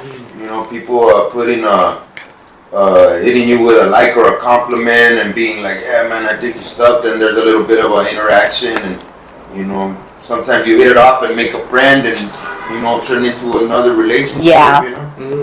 So yeah, that's it's a benefit. They didn't have that back in the day. Now we got it, but we could reach a whole nother broader audience. Yeah. And, Different ages too. Yes. Back then it was like just who you knew, that's your circle and Right. those people. And now it's like you said, like it's a whole new world and everybody can find you with a quick click Yeah. and whatever. And through the whole algorithm deal where somebody clicks on something that because they liked it now. Yeah. they Yeah, get to their suggest friends or shit, whatever. yeah. I think that's how I connected with you on Instagram, is through the Instagram algorithm. Like they must have suggested that you would be someone of interest to me, and that's how I followed you. And then like, so I was following you on Instagram, and then I seen one post where you said something about a book, and I was like, oh my gosh, not often people on Instagram who are as beautiful as you have a book. To show. No, usually like they're into themselves or showing off their body, to get attention from men or to get to their OnlyFans or whatever, But you were like, hey, I got this book and everything. So I was like, and like I'm usually going fast through Instagram. I was like, wow, this designer has a book, this is cool, So I just put a comment, hey, I hope you enjoyed that book. That seems like a cool book. And then we just started the conversation. And then you said, yeah it was pretty good. It was a good, conversation on that. I said, and then she looked at my phone. I said, oh, he's a writer, And then I talked to her, yeah, I'm a writer. And she said, oh, I have this show. And I'm like, I'm done. Come on, this is cool. Let's talk about it. It's cool. How many women are on there just like, oh yeah, check out my ass and shit, but who's really putting on some real content? There's a million of those. Hey, but how many females are putting in content like, look, I read a book, check out this book. I gotta be honest though, but I'd be on there looking. Okay, that's fine, but those come a dime a dozen. Get somebody that's putting some real sustenance out there. Which is cool. So, exactly. And I definitely noticed that with you when you had the book. I was like, oh, that has a book. So I was like, hey man, that's cool because I'm a writer. So that. When you want to meet your heroes, because they turn out to be dicks, turn out to be assholes. Like, fuck that guy. I thought he was, cool. Now he's total asshole, I've come across some of those dudes with the music biz, and you're like, oh shit, moving up a little, and you meet these big guys, you come across, you interact with them, like, God, you're a total fucking asshole. Yeah. I don't want to say who, but I've also Same here. I won't say, but I've come across a lot of those. And he was like my hero too. Like I was like, oh man, like I really liked his work and stuff like that. And then when I met him, he was a real dick. Yeah. This guy. Yeah. I'm burning your CDs. So it's good to be friendly and polite and respectful to everybody. But at the same time, we're also human, and sometimes you're going through some shit. Yeah. Or you're not feeling it. Yeah. But there's a way to go about it. Don't be like, hey, I'm sorry, bro, but I'm not feeling it right now. You know, come, let's talk another time. Because some of these fans be invading your space too. That happens too, man. Yeah. Like Eminem said, when he's out there taking a piss, somebody coming up and wanting an autograph. You know, it's like, come on, man. You got people gotta just use common sense and have boundaries. Yeah. Shout out to John over there. One time we ran into Kat Von D, the tattoo girl. Okay. And we were at the ice cream shop. So she had her husband and the little boy. And when we walked in, I was like, oh my God, like we followed her, her whole career. Yeah. But there's a bunch of people in there, so I act indifferent, like whatever. I didn't want to kill it for her. If I seen it was in Rolling Heights and there's a bunch of Asians in there, so obviously they don't really, So I was like, oh, but the whole time I just kept like looking over my shoulder. Yeah. And once we were done and everything, I said, can I please get a picture with you? And she was really nice about it, but that's cool. I didn't want to kill it for her though. I see she's with her kid and she's having her moment right there. I didn't want to be an asshole too and just like, hey, bring my friend and take a picture. Like, no. Then everybody like, who is it, Yeah. But yeah, no, you guys are right. Fams kill it sometimes. So let's close it up. I know you've mentioned a lot of little tips and things for people, but for that young person still in school or their whole deal is, I will be a published author one day. What is your advice to them? Get that typewriter like you did, Just pursue it and sit down there and write. If it's a typewriter, it's on your computer, your laptop, even on your phone nowadays, Put your ideas down and write. Just write. Set aside some time to write. And, soon enough you'll have something together that you could put together as a book and, eventually publish it. But definitely make time to write if that's what you want to do, or if you have maybe you don't even want to be a writer as a career, but you have an idea, a story, a personal experience that you want to share with people in writing as a book, just dedicate some time to doing that, sit down and write it, find other books that you think that you might like, that you want your book to be like, and you could model it after that, I would say, and definitely utilize the library. I don't think people utilize the library so much. I go there and occasionally I see people in there, but a lot of times I see the library being vacant and it's just maybe with a few people, And it's sad, huh? Yeah, but the library is a great resource, especially for new books, so you don't have to come out of pocket. Now you could rent movies and all that stuff from them. So I definitely encourage people to go to your neighborhood library. I go to Santa Fe Springs Public Library and they're very helpful. Did you say you could rent movies out of the library? Yeah, bro. I rent DVDs out of the library. So the library is the new Blockbuster now? It is a new Blockbuster. Like, now, if you're a senior, you could get it for free. For me, like I'm not a senior yet, so I gotta pay a buck. But for nowadays too, in the library, I don't know if it's all over the place, but I think generally in LA County, there's no more late fees. So say for example, I could rent a movie from Redbox, and if I return the day, I'm paying for that, and I only get it for like a day or two, I'm telling you, I know where you go. Right? So you go to the library 2-3 weeks for a buck, you can have that DVD coming back 10 years later. I'm not an asshole like that, so I know that there are other people who want to watch the movie. But essentially for a buck, you can have that movie for as long as you want, which is cool. Shouldn't have told me that. Yeah. Hey, but I gotta tell you guys, I gotta admit this on camera that I just only recently seen Blood In, Blood Out. Oh, really? Yup. What'd you think as a judge? I liked that movie, man. That movie was so good. Really? So good. Alright, let me take in your judge credentials. But check this out, bro. Check this out. I think if I had seen, cause look, check it out. Cause like even with Mi Vida Loca, bro. Like when I saw Mi Vida Loca, I went to the theater to see that when it first came out in the '90s, and it didn't really get me. But like over the years after I watched that movie, I love that movie, bro. Yeah. Because that's the only movie where to me it's like, it's not really about the story, but the culture. Mm-hmm. Like you never see no other movies really about that, like the culture.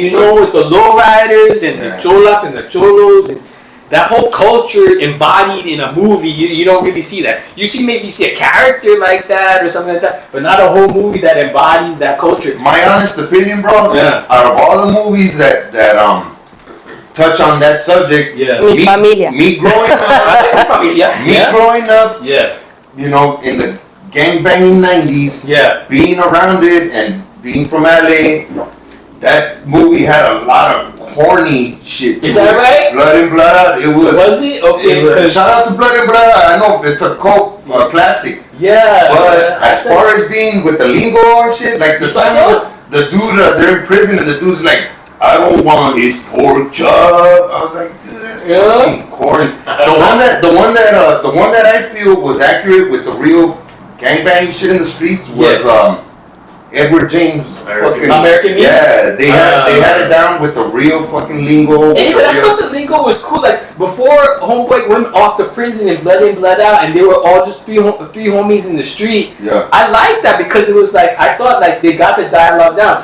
And the writer of Blood in, Blood Out is like. He's a Latino from the street. I'm sure. The dude who directed it was a white guy, but he still, I think, did a good job. Like even with Mi Vida Loca, it was a white lady who directed it, you know. But I think she still did a good job capturing the culture. Yeah. But you weren't feeling Blood in, Blood Out? I felt it, but I thought there was a lot of corniness. Okay. Get down. They tried too hard. Yes. Tried too hard. Okay. Hey, me, you could do a good fucking Cisco and on movies and shit, bro. You gotta think about that. He's already in. He could just. He's already a judge. Since you're the corn on the book. Thumbs up to Blood in, Blood Out. Thumbs up. I give it a 1 up and a 1 down. Oh yeah, I gave it 2 thumbs up, man. I just discovered that movie too. The cast in that movie too. They got Ving Rhames is in it from Pulp Fiction, you know, and Mission Impossible. In Blood and Blood Out? Yeah, Ving Rhames is in it, bro. Oh yeah, okay. Billy Bob Thornton from Sling Blade. Oh, he's in there with the prison. Yeah, too. That's right. You know who else is in it? The guy who played Biff in Back to the Future. Oh shit, they got a cast of freaking but they went on to have these big and of course what's his Benjamin Bratt. I always mess up his last name. Is it Pratt or Bratt? Yeah. So he's in it. It's like he knows those movies. Yeah, and Danny Trejo is in it too. Yeah. So like when I was watching, I was like, oh shit, there goes this Delroy Lindo. He's a black actor, African American actor. He's in it. So there's a lot of heads in it. Mm-hmm. Yeah. So I was like tripping out on that, and I was like, wow, how come I haven't seen this movie, man? Yeah. I don't think it a 3 out of 5. Yeah, I don't think it gets a lot of love. Like if you go to like Santa Fe Screen Swap Meet, I see it there, you know. But I don't think it gets enough love, man. That I think what? It is 100%. Oh. Yeah. Well, we're almost done anyway. Yeah, no, I'm not into those. The one I like is Mi Familia, that one.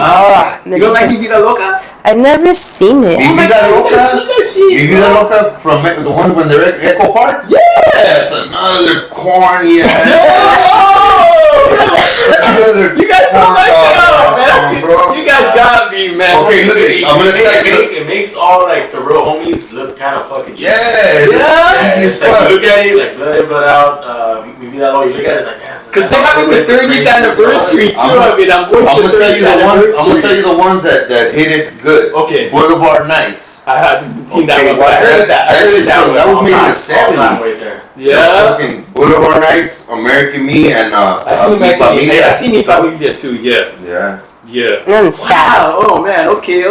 All right.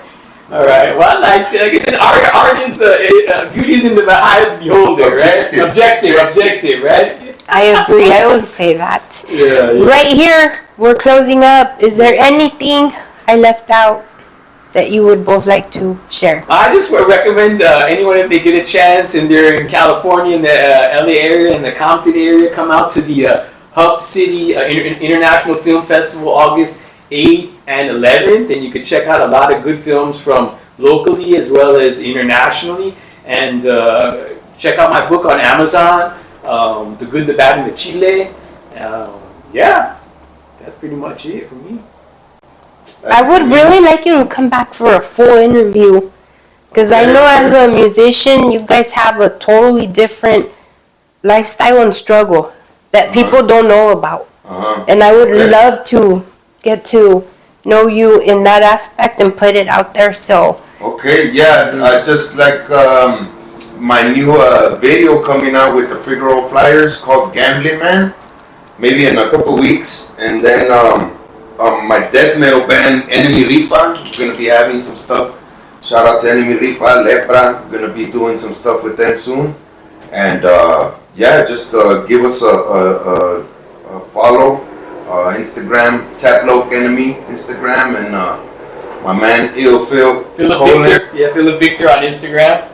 Yeah, and thank you for having me. Yeah. I didn't ask you, what would you give as an advice to that young kid that is playing in the garage right now and wants to hit it big? Like he said, just do it, make time to do it. I know life could get hectic and there's a lot of stuff going on, but if you're not doing it, it's never gonna come to life. So make some time to do it, whatever, work on your craft, whatever that might be, a guitar, rapping, singing, and we got all the tools to do. You can pick up your phone and make yourself a music video nowadays, so yeah, it's a lot easier than it was back in the day. So yeah, just nothing to it but to do it. All right, guys, so there you have it, firsthand from these two wonderful men that took the time. Take your notes. Nothing's impossible. Get on it and do it. All right, guys, so have a nice and safe weekend. Please don't drink and drive. He said he was guilty as charged, so I will point at him. No, for us, don't drink and drive, guys. It ain't worth it. Y pues pasen un muy bonito fin de semana, and this video will be up Monday. Give me time to edit, because yeah. All right, guys. Los adoro. Bye. Peace.